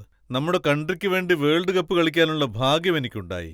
പക്ഷേ എൻ്റെ ഡ്രീം എന്താന്ന് വെച്ചാൽ നമ്മുടെ രാജ്യത്തിന് വേണ്ടി എനിക്ക് ഒരു ചെറിയ കോൺട്രിബ്യൂഷനെങ്കിലും ചെയ്യണം. അതായത് വേൾഡ് കപ്പ് കളിക്കുന്ന സമയത്ത് ആ ഫീലിംഗിൽ നിന്ന് എനിക്ക് പുറത്തു വരാൻ കഴിഞ്ഞില്ല. എനിക്കറിയായിരുന്നു ഏതെങ്കിലും ഒരു വിധത്തിൽ, അതായത് വേൾഡ് കപ്പ് പോലെയുള്ളൊരു മാച്ച് ഒരിക്കലും വിട്ടുകളയാൻ പാടില്ലെന്ന് ഞാൻ തീരുമാനിച്ചു. അതാണ് നമുക്ക് കിട്ടുന്ന ഏറ്റവും വലിയ ഭാഗ്യം, അതൊരിക്കലും വിട്ടുകളയരുതെന്ന് ഞാൻ തീരുമാനിച്ചു. പക്ഷെ എന്ത് ചെയ്യണം? ഒരു പക്ഷേ വേദനയിൽ, പെയിനിൽ ഇഞ്ചക്ഷൻ എടുത്ത് ഇത്ര ഡേഞ്ചറായിട്ട് കളിക്കുകയാണെങ്കിൽ നന്നായിട്ടുണ്ടെങ്കിൽ പിന്നെന്ത് ചെയ്യും? സാർ, ഇപ്പോൾ ഉള്ള ഒരു മെച്യൂരിറ്റി ലെവൽ അന്നെനിക്ക് ഉണ്ടായിരുന്നെങ്കിൽ വിട്ടുകൊടുക്കില്ലായിരുന്നു. അന്ന് എന്ത് നടക്കുമെന്ന് എനിക്കും അറിയില്ലായിരുന്നു. ഇന്നത്തെക്കാളും അന്നെനിക്ക് കൂടുതൽ വേഗതയുണ്ടായിരുന്നു ഇന്ത്യക്ക് വേണ്ടി കളിക്കുമ്പോൾ. അപ്പോ സ്പീഡ് കുറച്ച് കൂടുതലായിരുന്നു. ബട്ട് സ്കില്ലില്ലായിരുന്നു. ആ സമയത്ത് ആ അവയർനെസ് ഇല്ല, ആ സ്മാർട്ട്നെസ് ഇല്ല. അതായത് ബോളിൽ അതെങ്ങനെ കാണിക്കുന്നതിനെക്കുറിച്ച്. വീണ്ടും അവിടെ തന്നെ ഞാൻ വന്ന് നിൽക്കും, തിരിച്ച് നാട്ടിലേക്ക് പോവും. കാരണം അതുപോലെയുള്ള സ്കിൽസ് പറഞ്ഞു തരാൻ ആരുമില്ലായിരുന്നു. ഞങ്ങളുടെ നാട്ടിൽ അതുപോലെയുള്ള സ്കിൽസ് പറഞ്ഞു തരാനായി ആരും തന്നെ ഇല്ലായിരുന്നു. സ്കിൽസ് പ്യൂറിയനായി, അതായത് കോച്ചസ് പോലും ഇല്ല. സോ എല്ലാം കണ്ടും കേട്ടും പഠിക്കേണ്ട ഒരു അവസ്ഥയായിരുന്നു. താങ്കൾ എവിടെയാണ് പഠിക്കുന്നത്? വസീം അക്രം താങ്കളോട് പറഞ്ഞിരുന്നു താങ്കളുടെ റണ്ണപ്പ് കുറയ്ക്കണം, താങ്കൾ കൂടുതൽ ഹൈറ്റ് ഒന്നുമില്ല, അതുകൊണ്ട് ബുദ്ധിമുട്ടേണ്ടി വരുമെന്ന്. അദ്ദേഹം പറഞ്ഞതൊക്കെ താങ്കൾ അനുസരിച്ചോ? അതായത് ഞാൻ അദ്ദേഹത്തോട് ചോദിച്ചു, നിങ്ങൾ ഈ ഷോർട്ട് റണ്ണപ്പൊക്കെ എങ്ങനെയാ ചെയ്യുന്നതെന്ന്. പറഞ്ഞു വന്നാൽ ഒരു ലെവലിനേക്കാൾ കൂടുതൽ നമ്മൾ ഷോർട്ടപ്പ് ചെയ്യണമെന്ന് പറഞ്ഞു. എനിക്ക് ആ ലോജിക്ക് മനസ്സിലായില്ല. ഒരുപക്ഷെ അങ്ങനെ ആവാനുള്ള ചാൻസ് ഉണ്ട്, അല്ലെങ്കിൽ അദ്ദേഹത്തിനത് വർക്കൗട്ട് ആയിട്ടുണ്ടാവും, അദ്ദേഹത്തിന്റെ സ്കില്ലിനത് സൂട്ടായിട്ടുണ്ടാവും. പക്ഷേ എന്റെ റണ്ണപ്പ് തുടക്കത്തിലും ഷോർട്ടായിട്ടില്ല, ഇപ്പോഴും ഷോർട്ടായിട്ടില്ല. ഞാൻ എപ്പോഴും സെയിം റണ്ണപ്പിലാണ് ഓടുന്നത്. ഞാൻ എപ്പോഴും സെയിം ഡിസ്റ്റൻസ് ആണ് മെയിൻറ്റെയിൻ ചെയ്യുന്നത്. ഈവൻ ഇന്ന് ഞാൻ ഓടുമ്പോൾ കൂടുതൽ ഫോഴ്സ് ചെയ്യും. അതുകൊണ്ട് ഇപ്പം ഞാൻ വളരെ കംഫർട്ടബിളായി ഫീൽ ചെയ്യുന്നു. അതായത് ഇഞ്ചുറിക്ക് മുമ്പിലുള്ള എൻ്റെ റണ്ണപ്പ്, എൻ്റെ ഇപ്പോഴത്തെ റണ്ണപ്പ് എല്ലാം ഞാൻ വളരെ കംഫർട്ടബിളായി ഫീൽ ചെയ്യും. അതുകൊണ്ടാണ് ഞാൻ അദ്ദേഹം പറഞ്ഞത് കേൾക്കാതിരുന്നത്. അദ്ദേഹം പറഞ്ഞത് എനിക്ക് സൂട്ടായില്ല. താങ്കൾ അവിടെ ഡോക്ടർ പറഞ്ഞതും അനുസരിച്ചില്ല. ഡോക്ടർ താങ്കളോട് ഓപ്പറേഷന് ശേഷം ബോളിംഗ് മാത്രമല്ല നടക്കാൻ പോലും സാധിക്കില്ലെന്ന് പറഞ്ഞു. അതെ, അത് ഈ കാലിലാണ് നടന്നത് 2023 വേൾഡ് കപ്പിന് ശേഷം. ഞാൻ വളരെ പ്രതീക്ഷയോടെയാണ് പോയത്. ഇതകത്ത് ഒടിയരുതെന്ന് വിചാരിച്ചിരുന്നു. പക്ഷേ ഒടിഞ്ഞിരുന്നു. കൂടാതെ ലെഗ്മെന്റും ടയറായിരുന്നു. അപ്പോ അദ്ദേഹം പറഞ്ഞു ഓപ്പറേഷൻ ചെയ്യുന്നതിന് മുമ്പ് ഒരു ഇഞ്ചക്ഷൻ എടുത്ത് നോക്കാമെന്ന്. ഇഞ്ചക്ഷനിൽ തന്നെ ക്ലിയർ ചെയ്യാൻ നോക്കാമെന്ന് പറഞ്ഞു. ചിലപ്പോൾ മസിൽസ് ഒന്നാവും. ആ ഇഞ്ചക്ഷൻ എടുത്തു കഴിഞ്ഞാൽ എല്ലാം ഓപ്പണപ്പ് ആവും. അതും ശരിയായില്ല. അതുകൊണ്ട് ഓപ്പറേഷൻ ചെയ്തേ പറ്റൂന്ന് പറഞ്ഞു. കാരണം എനിക്കും കഴിയില്ലായിരുന്നു, ആ വേദന സഹിക്കാൻ എനിക്ക് കഴിയില്ലായിരുന്നു. ശരിക്കും പറഞ്ഞാൽ കാലത്ത് എഴുന്നേറ്റ് കഴിയുമ്പോൾ തൊട്ടടുത്തുള്ള ബാത്റൂമിലേക്ക് പോകാൻ പോലും എനിക്ക് കഴിയില്ലായിരുന്നു. ഓപ്പറേഷൻ തന്നെയായിരുന്നു മുന്നിലുണ്ടായിരുന്ന ഒരു വഴി. ഡോക്ടറും ഓപ്പറേഷൻ ചെയ്തേ പറ്റൂന്ന് പറഞ്ഞു. എത്ര സമയമെടുക്കുമെന്ന് ഞാൻ ചോദിച്ചു. അദ്ദേഹം പറഞ്ഞു ഒരു 1.5 മണിക്കൂറോളം വേണ്ടിവരും ഓപ്പറേഷൻ തിയേറ്ററിൽ. അത് കഴിഞ്ഞുടനെ ഷിഫ്റ്റ് ചെയ്യാന്ന് പറഞ്ഞു. ഞാൻ സമ്മതിച്ചു. പിന്നെ അതായത് ശരിക്കും പറഞ്ഞാൽ സ്പോർട്സ് പ്ലേയേഴ്സിനെയൊക്കെ ട്രീറ്റ് ചെയ്യുന്ന ഒരു ഡോക്ടറായിരുന്നു അദ്ദേഹം. അദ്ദേഹം എനിക്ക് ഇവിടെയാണ് ഇഞ്ചക്ഷൻ എടുത്തത്, 30 സെക്കൻഡ്സിൽ നിങ്ങൾക്ക് ഉറക്കം വരുമെന്ന് പറഞ്ഞു.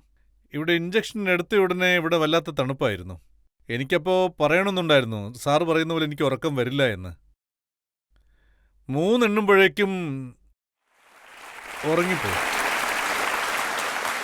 3 എണ്ണുമ്പോഴേക്കും 3 സെക്കൻഡിനകം ഞാൻ ഉറങ്ങിപ്പോയി.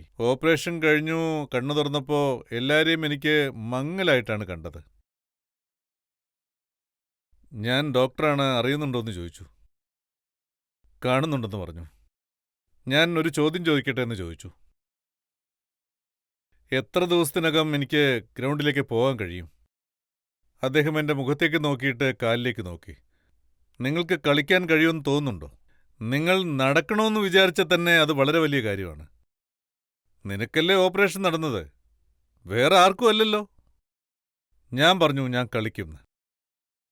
അദ്ദേഹം പറഞ്ഞു ഇങ്ങനൊരു ഓപ്പറേഷൻ ചെയ്തിട്ട് ആരും ഇതുവരെ കളിച്ചിട്ടില്ലെന്ന്. ഗ്രൗണ്ടിൽ ഇറങ്ങിയവരെ വളരെ കുറച്ചുപേർ മാത്രമാണെന്ന്. കളിക്കുന്നതിനെക്കുറിച്ചല്ല പറഞ്ഞത്, ഗ്രൗണ്ടിൽ ഇറങ്ങുന്നതിനെ പറ്റിയാ പറഞ്ഞത്. പിന്നെ പറഞ്ഞു, അദ്ദേഹം പറഞ്ഞത് ശരിക്കും നിങ്ങൾ ഇഞ്ചുറി ശരിയായി നിങ്ങൾ ഗ്രൗണ്ടിൽ ഇറങ്ങി കളിച്ചാൽ ഞാൻ നിങ്ങളെ കാണാൻ ഇന്ത്യയിലേക്ക് വരുമെന്ന് അദ്ദേഹം പറഞ്ഞു. ഞാൻ മാച്ച് കളിച്ചുകൊണ്ടിരിക്കുമ്പോൾ അദ്ദേഹം എന്നെ കാണാൻ വന്നിരുന്നു. നമുക്ക് ആ കോൺഫിഡൻസ് ഉണ്ടെങ്കിൽ, നമുക്ക് ആ ഒരു ധൈര്യമുണ്ടെങ്കിൽ തീർച്ചയായും നമുക്ക് സാധിക്കും. കോടിക്കണക്കിന് ജനങ്ങളുടെ സ്നേഹവും അനുഗ്രഹവും താങ്കളോടൊപ്പം ഉണ്ട്. സാർ, അത് വളരെ വലിയ കാര്യമാണ്. എനിക്ക് മാത്രമല്ല, വേറെ ആർക്കാണെങ്കിലും, ഇതുപോലെ ഏതൊരു പ്രൊഫഷണലാണെങ്കിലും ശരി, നമുക്ക് നമ്മുടെ രാജ്യത്തിന് വേണ്ടി എന്തെങ്കിലും ചെയ്യണമെന്നുണ്ടെങ്കിൽ തീർച്ചയായും ക്രൗഡിന്റെ സപ്പോർട്ട് നമുക്ക് വേണം, ആവശ്യമാണ്. അത് നമ്മളെ നല്ല രീതിയിൽ പമ്പപ്പ് ചെയ്യും. അത് തീർച്ചയായും വേണം, അത് നല്ലതാണ്. താങ്കൾ ചോദിക്കും. നമുക്കെല്ലാവർക്കും അറിയാവുന്നതാണ്, താങ്കൾ ഒരുപാട് നാളുകളായി ഇഞ്ചുറിയിൽ നിന്ന് റിക്കവേർഡ് ആയിട്ട് വരികയാണ്. എന്റെ ചോദ്യം എന്താണെന്നാൽ, താങ്കൾ വീണ്ടും കളിക്കളത്തിൽ ഇറങ്ങാൻ ഇപ്പോ തയ്യാറാണോ അല്ലയോ? ഞാൻ ദിലീപ് ട്രോഫി കളിച്ചിട്ടല്ലേ വന്നത്, ഇനി എന്താ വേണ്ടത് മോനെ? ബട്ട് ഇഞ്ചുറിയുടെ കാര്യം പറയുകയാണെങ്കിൽ നമ്മളിതിൽ വളരെ പാഷനേറ്റീവായിരിക്കണം. നമ്മൾക്ക് വീണ്ടും ഗ്രൗണ്ടിൽ ഇറങ്ങണമെന്നുള്ള ആഗ്രഹം വേണം. കാരണം കാട്ട്ലേജ് അല്ലെങ്കിൽ ലെഗ്മെന്റ് ഓപ്പറേഷൻ ചെയ്തിട്ടുണ്ടെങ്കിൽ ഇതൊക്കെ വളരെ സീരിയസ് ആയിട്ടുള്ള ഇഞ്ചുറീസാണ്. അപ്പോൾ നമ്മുടെ ഫോക്കസ്, പാഷൻ ഇതെല്ലാം വളരെ സ്ട്രോങ് ആയിരിക്കണം. അതുമാത്രമല്ല, എൻ്റെ ഫാമിലി, പിന്നെ എൻ്റെ ഫ്രണ്ട്സ്, എൻ്റെ കൂടെ ക്രിക്കറ്റ് കളിക്കുന്നവർ, അവരെല്ലാവരും ഈ ഒരു കാര്യത്തെ എനിക്ക് കംപ്ലീറ്റ് ചെയ്യുന്നു. ഇപ്പോൾ ഷമി നിങ്ങളോട് പറയാത്തൊരു കാര്യം ഞാനിപ്പോൾ പറയാൻ പോവുകയാണ്. ഇപ്പോഴുള്ള മുഹമ്മദ് ഷമിയുടെ ഫിറ്റ്നസ് നോക്കുകയാണെങ്കിൽ അദ്ദേഹത്തിൻ്റെ ലൈഫിലെ ബെസ്റ്റ് ഫിറ്റ്നസ് ആണ്. അദ്ദേഹത്തിൻ്റെ ബോഡി ഫാറ്റ് ലോയസ്റ്റ് ആണ്. അത് വളരെ നാൾ കഷ്ടപ്പെട്ട് പിന്നീട് എല്ലാവരിൽ നിന്നും മറച്ചു വെച്ചൊരു കാര്യമാണ്. അതുകൊണ്ടാണ് ഞാൻ ലൂസായിട്ട് ഡ്രസ് ഇട്ടിട്ട് വന്നിരിക്കുന്നത്. എന്നാൽ അടുത്ത വേൾഡ് കപ്പിലും ഷമിയുടെ മാജിക് ഞങ്ങൾക്ക് കാണാനാകുമോ? ഞാൻ ആ മാജിക് കൊടുക്കാൻ എപ്പോഴും തയ്യാറാണ്, പക്ഷെ അവരെന്നെ ചേർക്കണ്ടേ? ബട്ട് ഹോപ്പ്ഫുള്ളി എനിക്കും ആഗ്രഹമുണ്ട്. എന്താന്ന് വെച്ചാ, ഞാനിതുവരെ കടന്നു വന്ന ക്രിക്കറ്റ് കാരിയറിൽ എൻ്റെ ഗോൾസ് എനിക്ക് ഇഞ്ചുറി ഇല്ലാതെ കളിക്കണം. അതാണ് എൻ്റെ ആഗ്രഹം. വേൾഡ് കപ്പിൻ്റെ കാര്യം പറയുകയാണെങ്കിൽ ആ ഒരു ഭാഗ്യം എനിക്ക് കിട്ടിയാൽ അതൊരു വലിയ കാര്യമായിരിക്കും. ബാക്കിയെല്ലാം അവൻ്റെ കൈകളിലാണ്. ഇപ്പോൾ നമുക്കൊരു ബ്രേക്ക് എടുക്കാം. ബ്രേക്കിന് ശേഷം ആപ്കി അദാലത്തിൽ മുഹമ്മദ് ഷമിയോടുള്ള നമ്മുടെ ചോദ്യങ്ങൾ തുടരുന്നതായിരിക്കും. എൻ്റെ പേരിൽ ഒരുപാട് കുറ്റാരോപണങ്ങളുണ്ട്. എൻ്റെ അറിവിൽ കഴിഞ്ഞ 6-7 വർഷത്തിനിടെ എൻ്റെ പേരിൽ ചുമത്തിയ കുറ്റാരോപണങ്ങൾ ടെററിസ്റ്റുകളോട് പോലും ഉണ്ടായിട്ടുണ്ടാവില്ല. Welcome back. ആപ്കി അദാലത്തിൽ ഇന്ന് നമ്മൾ വിചാരണ നടത്തിക്കൊണ്ടിരിക്കുന്നത്, ചോദ്യങ്ങൾ ചോദിച്ചുകൊണ്ടിരിക്കുന്നത് മുഹമ്മദ് ഷമിയോടാണ്. ആപ്കി അദാലത്തിലെ അടുത്ത കുറ്റാരോപണം. ആപ്കി അദാലത്തിൽ സ്റ്റാർ ക്രിക്കറ്റർ മുഹമ്മദ് ഷമിയുടെ മേലുള്ള കുറ്റാരോപണം, ഇദ്ദേഹം തന്റെ ജീവിതം ശരിക്ക് കൈകാര്യം ചെയ്തില്ല എന്നുള്ളതാണ്.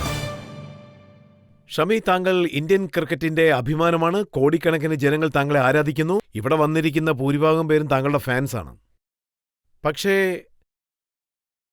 താങ്കളുടെ കരിയറിന്റെ പീക്കിൽ 2018-ൽ താങ്കൾ കോച്ചായ രവിശാസ്ത്രിയുടെ അടുത്ത് പോയി ഞാൻ ക്രിക്കറ്റ് ഉപേക്ഷിക്കാൻ പോവുകയാണെന്ന് പറഞ്ഞു. ബാംഗ്ലൂർ NCAയിൽ നടന്നതാണ്. ആ സമയത്ത് 2015-ലാണ് എനിക്ക് പരിക്ക് പറ്റിയത്. അതിനുശേഷം കുറച്ച് അപ്പ് ആൻഡ് ഡൗൺ ഇഷ്യൂസൊക്കെ ഉണ്ടായിരുന്നു. എൻ്റെ സിറ്റുവേഷൻ ശരിക്കും പറഞ്ഞാൽ 2 കിലോമീറ്റർ പോലും എനിക്ക് ഓടാനാവില്ലായിരുന്നു. മുട്ട് വാമാകും, പിന്നെ സ്വെല്ലിംഗ് ആവും. നിങ്ങൾ ഓടരുതെന്ന് ഡോക്ടർ പറഞ്ഞിരുന്നു. വളരെ സ്ട്രെയിൻ ചെയ്യാൻ പാടില്ലെന്ന് എന്നോട് പ്രത്യേകം പറഞ്ഞിരുന്നു. ഫിറ്റ്നസ് ടെസ്റ്റിൽ എനിക്ക് വന്നും പോയിക്കൊണ്ടിരിക്കണമായിരുന്നു. അദ്ദേഹം എന്നോട് ഓടാൻ പാടില്ലെന്ന് പറഞ്ഞിരുന്നു. ഞാൻ 2 കിലോമീറ്റർ ഓടി, സ്വെല്ലിംഗ് തുടങ്ങി. അന്ന് അഫ്ഗാനിസ്ഥാനുമായിട്ടൊരു ടെസ്റ്റ് മാച്ച് ഉണ്ടായിരുന്നു, അതായത് ബാംഗ്ലൂരിൽ. അപ്പം ഞാൻ ചിന്തിച്ചു, എന്ത് ലൈഫായത്? യഥാർത്ഥത്തിൽ നിങ്ങളുടെ ക്രിക്കറ്റിലാണ് എനിക്ക് ഇഞ്ചുറി ഉണ്ടായത്. നിങ്ങളുടെ ഡോക്ടറാണ് എന്നെ ചികിത്സിക്കുന്നത്. നിങ്ങൾ എന്നോട് ബൗൾ ചെയ്യാൻ പറയേ. എത്ര ബൗൾ ചെയ്യണോ ഞാനതൊക്കെ ചെയ്യാം. എന്താണെങ്കിലും ഈ ടെസ്റ്റ് കളിക്കാൻ ഞാൻ ഒരിക്കലും ഫിറ്റായിരുന്നില്ല. അതുകൊണ്ട് മാച്ചിന് ഒരു ദിവസം മുന്നേ തന്നെ ഞാൻ പറഞ്ഞു, ഡോക്ടർ പറഞ്ഞിട്ടുണ്ട് കളിക്കാൻ പാടില്ലെന്ന് പറഞ്ഞിട്ടുണ്ട്, അതുകൊണ്ട് വേറെ ടെസ്റ്റ് മാച്ച് ഞാൻ കളിക്കാമെന്ന് പറഞ്ഞു. അതിനവര് ഇനി യോയോ ഓപ്ഷൻ മാത്രമേ ഉള്ളൂ, ഇതിൽ കളിച്ചു തന്നെ ആവണം. അപ്പം ഞാൻ പറഞ്ഞു ഈ ക്രിക്കറ്റ് ഞാൻ വിടാന്ന്. അത് ഞാൻ വളരെ ദേഷ്യത്തോടെയാണ് പറഞ്ഞത്. ആ ടെസ്റ്റ് മാച്ച് കഴിഞ്ഞു. അതിനുശേഷം രണ്ടുപേർ എൻ്റെ അടുത്തേക്ക് വന്നു, ഭരത് തരുൺ സാറും പിന്നെ കോച്ചും. ദേഷ്യപ്പെടാതെ, നീ ക്രിക്കറ്റിനെ എത്രമാത്രം സ്നേഹിക്കുന്നുണ്ടെന്ന് ഞങ്ങൾക്ക് നന്നായിട്ട് അറിയാം. അതുകൊണ്ടാണ് ഞാൻ പറയുന്നത്, നിങ്ങൾ മനസ്സിലാക്കണം, എല്ലാവരും ഒരേ പേസിൽ നിൽക്കാൻ പറ്റില്ലല്ലോ. ഇങ്ങനെയുള്ള ആളുകൾക്ക് വേറൊരു ടെസ്റ്റ് കൊടുത്തേക്ക്.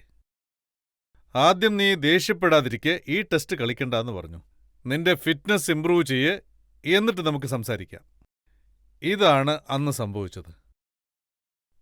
പിന്നെ മറ്റൊരു ഘട്ടത്തിൽ നോക്കുകയാണെങ്കിൽ ഫാമിലിയിൽ പ്രോബ്ലം വന്നു.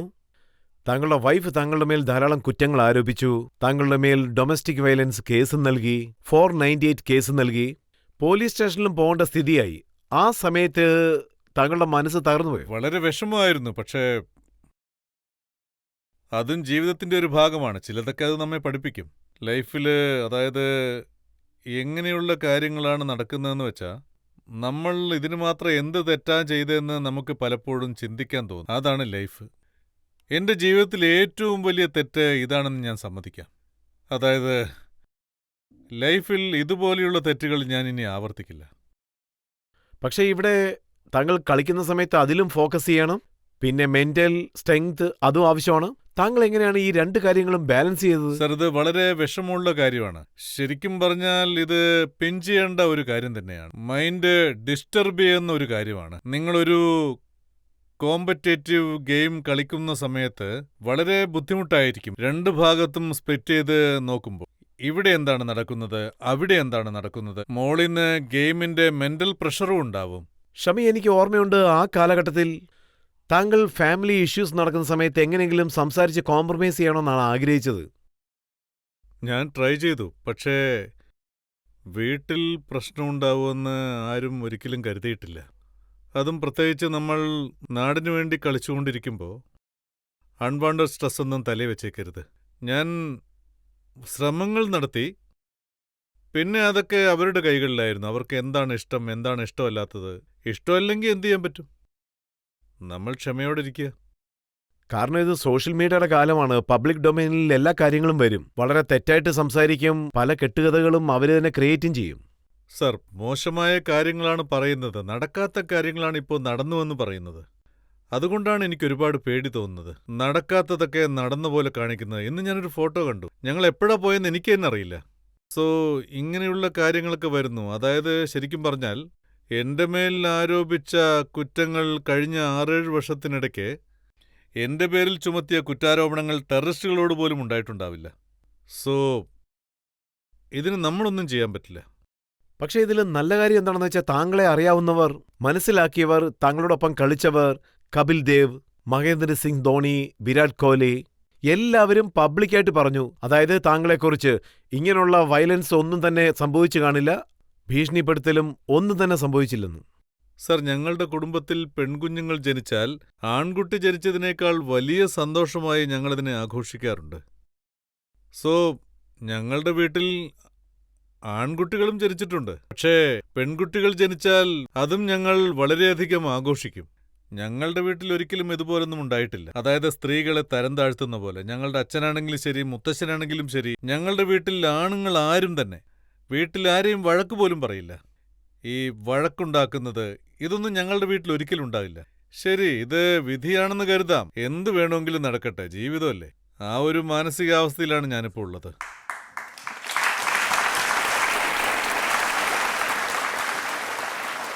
അതുകൊണ്ടാണോ ആ ദുഃഖത്തിൽ താങ്കൾ ആത്മഹത്യ ചെയ്യുന്നതിനെക്കുറിച്ച് പോലും ചിന്തിച്ചത്? യഥാർത്ഥത്തിൽ അത് വളരെ ഡിഫിക്കൽട്ടായിട്ടുള്ളൊരു ടൈമായിരുന്നു. എനിക്കൊരു റെസ്പോൺസിബിലിറ്റിയും ഇല്ലായിരുന്നു.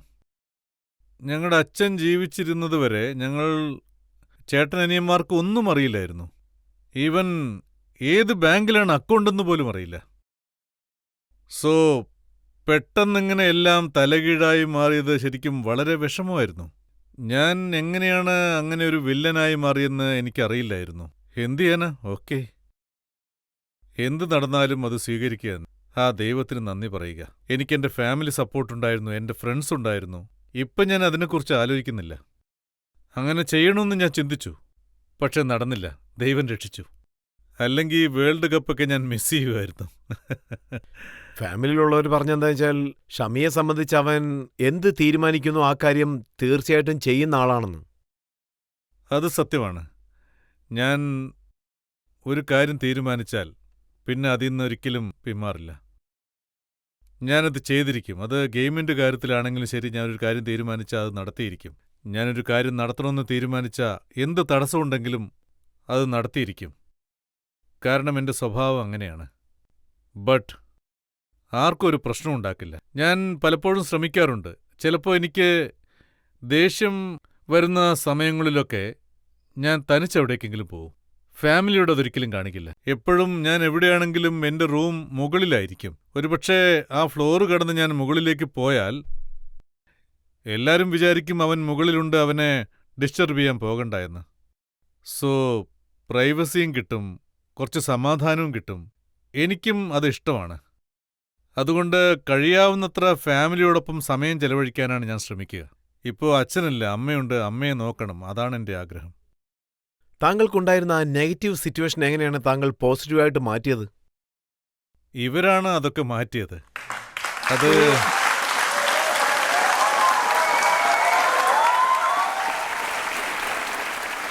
കാരണം എൻ്റെ മൈൻഡിൽ അങ്ങനെയൊരു തോട്ട് വന്ന സമയത്ത് എൻ്റെ ലൈഫ് ഇതോടെ തീർന്നെന്ന് കരുതി. അപ്പോൾ ലൈഫിൽ മറ്റൊരു തോട്ടുണ്ടായി. എങ്ങനെയാണ് എനിക്കിങ്ങനെയൊരു പേര് കിട്ടിയത്? എന്തുകൊണ്ടാണ് മീഡിയ എൻ്റെ പുറകെ വരുന്നത്? അതൊക്കെ വിട്ടിട്ട് എന്തിനാ ഇത് ചെയ്യുന്നതെന്ന് ചിന്തിച്ചു. ആ സമയത്ത് ജനങ്ങളുടെ സ്നേഹം എൻ്റെ മനസ്സിലേക്ക് ഓടി വന്നു. ശരി, ഇതൊക്കെ മറന്ന് ഗെയിമിൽ ശ്രദ്ധ കേന്ദ്രീകരിക്കാമെന്ന് വിചാരിച്ചു. ഞാൻ എല്ലാ കാര്യങ്ങളെക്കുറിച്ചും സ്റ്റഡി ചെയ്തു. അതിലൊരു പാറ്റേൺ ഞാൻ കണ്ടു.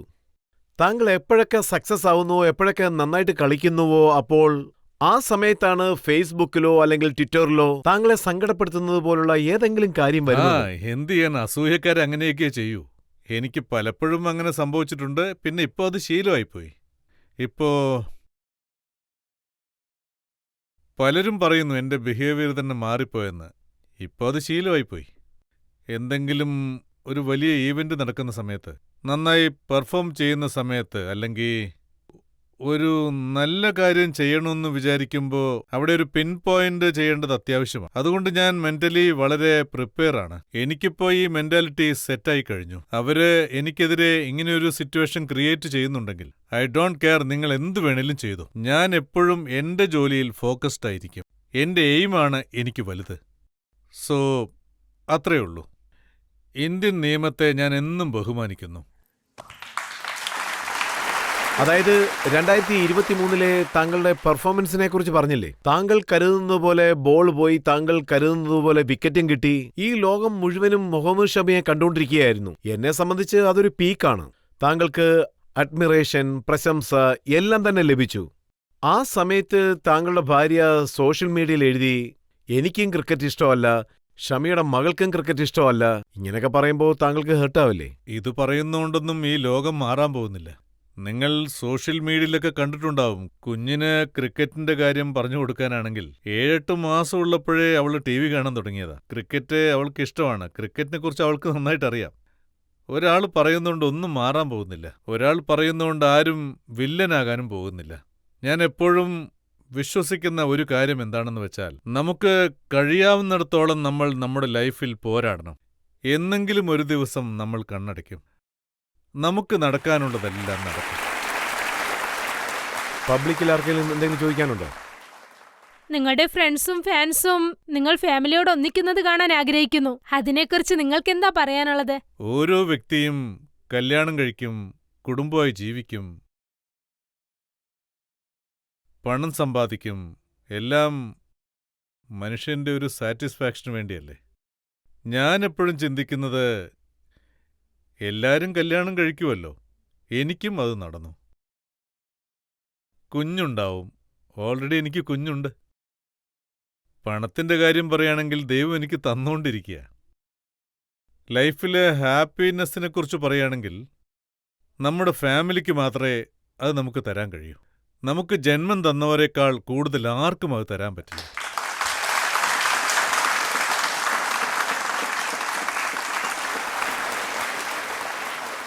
ഷമി, താങ്കളുടെ പേഴ്സണൽ കാര്യങ്ങളെല്ലാം വളരെ ഡിഗ്നിറ്റിയോടാണ് ഹാൻഡിൽ ചെയ്തത്. താങ്കളുടെ ക്രിക്കറ്റ് ഫ്രണ്ട്സ് എല്ലാവരും താങ്കൾക്ക് സപ്പോർട്ടായിട്ടുണ്ടായിരുന്നു. ഇത് സത്യത്തിൽ പ്രശംസിക്കേണ്ട ഒരു കാര്യം തന്നെയാണ്. ഞാൻ അറിഞ്ഞിടത്തോളം ഈ പ്രശ്നങ്ങളെല്ലാം തന്നെ താങ്കൾ വളരെ ക്ഷമയോടും നന്നായിട്ടും ഹാൻഡിൽ ചെയ്തു. വേറെ ആർക്കെങ്കിലും എന്തെങ്കിലും ചോദിക്കാനുണ്ടോ? റീസെന്റ് നോക്കുകയാണെങ്കിൽ താങ്കളെ പറ്റി സോഷ്യൽ മീഡിയയിൽ ഒരുപാട് മീംസ് വരുന്നുണ്ട്. അതായത് പ്രധാനമായും വേൾഡ് കപ്പിന് ശേഷം. മീംസിനെ കുറിച്ച് പറയുകയാണെങ്കിൽ ഞാൻ ആ മീംസൊക്കെ വളരെയധികം എൻജോയ് ചെയ്യുന്നുണ്ട്. അതായത് എങ്ങനെയാണ് എൻജോയ് ചെയ്യുന്നതെന്ന് ചോദിച്ചാൽ ചിലർക്ക് ചിലപ്പോൾ അസൂയയും ഉണ്ടാകും. പക്ഷേ ഒരു വ്യക്തിക്ക് ഞാൻ കാരണം ചിരിക്കാൻ തോന്നുകയാണെങ്കിൽ ചിരിക്കട്ടെ. ഞാൻ അതിനെ അങ്ങനെയാണ് എൻജോയ് ചെയ്യുന്നത്. ഞാൻ കാരണമാണ് അവർ ചിരിക്കുന്നത്. എന്റെ ചോദ്യം എന്താണെന്നാൽ താങ്കൾക്ക് മറ്റൊരു രാജ്യത്തിന് വേണ്ടി കളിക്കാൻ അവസരം കിട്ടിയ ഏത് രാജ്യത്തിന് വേണ്ടിയായിരിക്കും താങ്കൾ കളിക്കുക സാർ? ഞാനെന്താ ഭ്രാന്തന? എന്ത് ചോദ്യം അത്?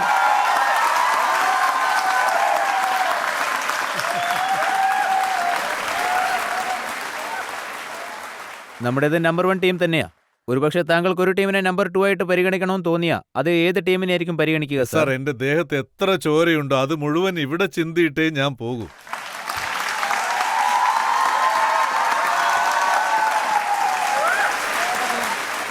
കളി ഉപേക്ഷിക്കുന്നതിനെക്കുറിച്ചോ റിട്ടയർമെന്റിനെക്കുറിച്ചോ താങ്കൾ ആരോടെങ്കിലും ഡിസ്കസ് ചെയ്തിട്ടുണ്ടോ? അതിന്റെ ആവശ്യം എന്താ? ഇപ്പൊ നന്നായി പോകുന്നുണ്ടല്ലോ. ഷമി, അവസാനമായി ഒരു ചോദ്യം ചോദിക്കാൻ ആഗ്രഹിക്കുകയാണ്. इतना जो मुस्कुरा रहे हो, क्या गम है जिसको छुपा रहे हो?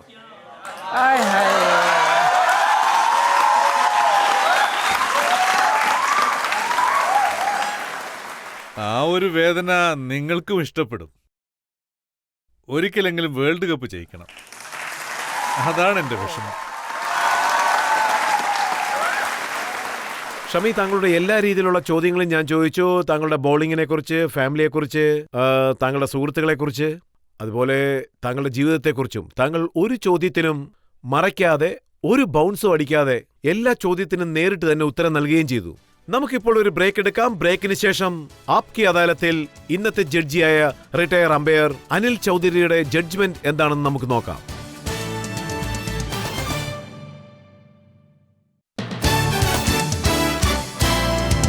Welcome back. ഇന്ന് നമ്മൾ വിചാരണ നടത്തിയത് സൂപ്പർ സ്റ്റാർ ക്രിക്കറ്ററായ മുഹമ്മദ് ഷമിയോടാണ്. ഇപ്പോൾ ആപ്കി അദാലത്തിൽ ഇന്നത്തെ ജഡ്ജിയായ അനിൽ ചൗധരിയുടെ ജഡ്ജ്മെന്റ് നോക്കാം. ഷമിയോട് താങ്കൾ സത്യസന്ധമായ ചോദ്യങ്ങളാണ് ചോദിച്ചത്. ആൻഡ് അദ്ദേഹം എല്ലാ ചോദ്യങ്ങൾക്കും ക്ഷമയോടെ തന്നെ ഉത്തരം നൽകി. പക്ഷേ ഗ്രൗണ്ടിലധികവും അദ്ദേഹം വളരെ അഗ്രസീവായിട്ടാണ് ഉണ്ടാവാറ്. പക്ഷേ അദ്ദേഹത്തിന്റെ പെരുമാറ്റം വളരെ മികച്ചതാണ്. അദ്ദേഹം എപ്പോഴും ടാർഗറ്റഡ് ആൻഡ് ഫോക്കസ്ഡ് ആയിട്ടാണ് ഇരുന്നത്. അൺവാണ്ടഡ് ആയിട്ടുള്ള കാര്യങ്ങളെ അദ്ദേഹം ഉപേക്ഷിച്ചു. ഇന്ന് അദ്ദേഹം ഒരു നോബോൾ പോലും എറിഞ്ഞിട്ടില്ല. അദ്ദേഹം അങ്ങനെ തന്നെയാണ് ചെയ്യാറ്. സോ എന്നെ സംബന്ധിച്ച് താങ്കൾ ഒരുപാട് ഉപയോഗപ്രദമായ കാര്യങ്ങൾ സംസാരിച്ചു. ഇദ്ദേഹം ഒരു ടീം മാനാണ്. എന്റെ ഒരു നിരീക്ഷണത്തിൽ ക്രിക്കറ്റിൽ ഫാസ്റ്റ് ബോളിംഗ് വളരെ ബുദ്ധിമുട്ടുള്ളതാണ്. അതായത് മറ്റുള്ള കാര്യങ്ങളൊക്കെ ഒരു ഭാഗത്ത് ഉണ്ടെങ്കിലും ഫാസ്റ്റ് ബോളിങ്ങിന് എപ്പോഴും ഒരു എനർജിയും ജോഷും ഒക്കെ ഉണ്ടാവണം. അദ്ദേഹത്തിന്റെ ഫിറ്റ്നസ് വളരെ മാതൃകാപരമാണ്. ഞാൻ അദ്ദേഹത്തെ പണ്ട് മുതലേ കാണുന്നതാണ്. ആൻഡ് നമ്മുടെ ഇന്ത്യയെ സംബന്ധിച്ച് ഒരു മികച്ച ബോളർ തന്നെയാണ് ഇദ്ദേഹം. ഇദ്ദേഹത്തിന്റെ സീമിനെ പറ്റി പറയുകയാണെങ്കിൽ ഇദ്ദേഹത്തിന്റെ പേസ് അത്ര കുറവൊന്നുമല്ല. 140-ലൊക്കെയാണ് ഇദ്ദേഹം എറിയാറ്. ക്രിക്കറ്റിൽ 140 എന്നത് വളരെ മികച്ച പേസാണ്. ഇദ്ദേഹത്തിന്റെ സീം ആൻഡ് സ്വിംഗും വളരെ പ്രശംസനീയമാണ്. താങ്കൾ നൽകിയ ഉത്തരങ്ങളും വളരെ മികച്ചതാണ്. എന്നെ സംബന്ധിച്ചിടത്തോളം ഇദ്ദേഹത്തിനെതിരെയുള്ള എല്ലാ ആരോപണങ്ങളെയും ഞാൻ റദ്ദാക്കുകയാണ്. ആൻഡ് താങ്കൾ ഇനിയും മികച്ചതായി തുടരണം. നോബോൾ മാത്രം എറിയരുത്. എനിക്ക് ഓർമ്മയുണ്ട്, ഒരു മാച്ചിൽ റസലിനെ നിങ്ങൾ നോബോൾ ഔട്ടാക്കി. ഇദ്ദേഹത്തിന്റെ ടീം തോറ്റു, KKR ജയിച്ചു. Well done. Thank you. അതെന്റെ തെറ്റല്ല. അദ്ദേഹം എന്തോ പറയാൻ ആഗ്രഹിക്കുന്നു, കേൾക്കൂ. ഒരു മിനിറ്റ്. DRSന് പോവാണെന്നാ തോന്നുന്നേ. DRS അതെന്റെ നോബോൾ അല്ല, അത് ഫീൽഡിങ്ങിന്റെ നോബോൾ. എനിക്ക് ഓർമ്മയുണ്ട്. എന്റേത് നോബോൾ അല്ല. ഞാൻ ലൈഫിൽ അശ്വിന്റേത്. 1-2 നോബോൾ മാത്രമേ എറിഞ്ഞിട്ടുള്ളൂ. അശ്വിൻ ക്യാപ്റ്റനായിരുന്നപ്പോൾ അദ്ദേഹത്തിന്റെ സർക്കിളിൽ ഒരാളെ കുറച്ചേ അതെ, അത് എടുത്തിരുന്നുള്ളൂ. ഞാൻ എറിഞ്ഞ നോബോൾ അല്ല. അത് ഞാൻ സമ്മതിക്കില്ല.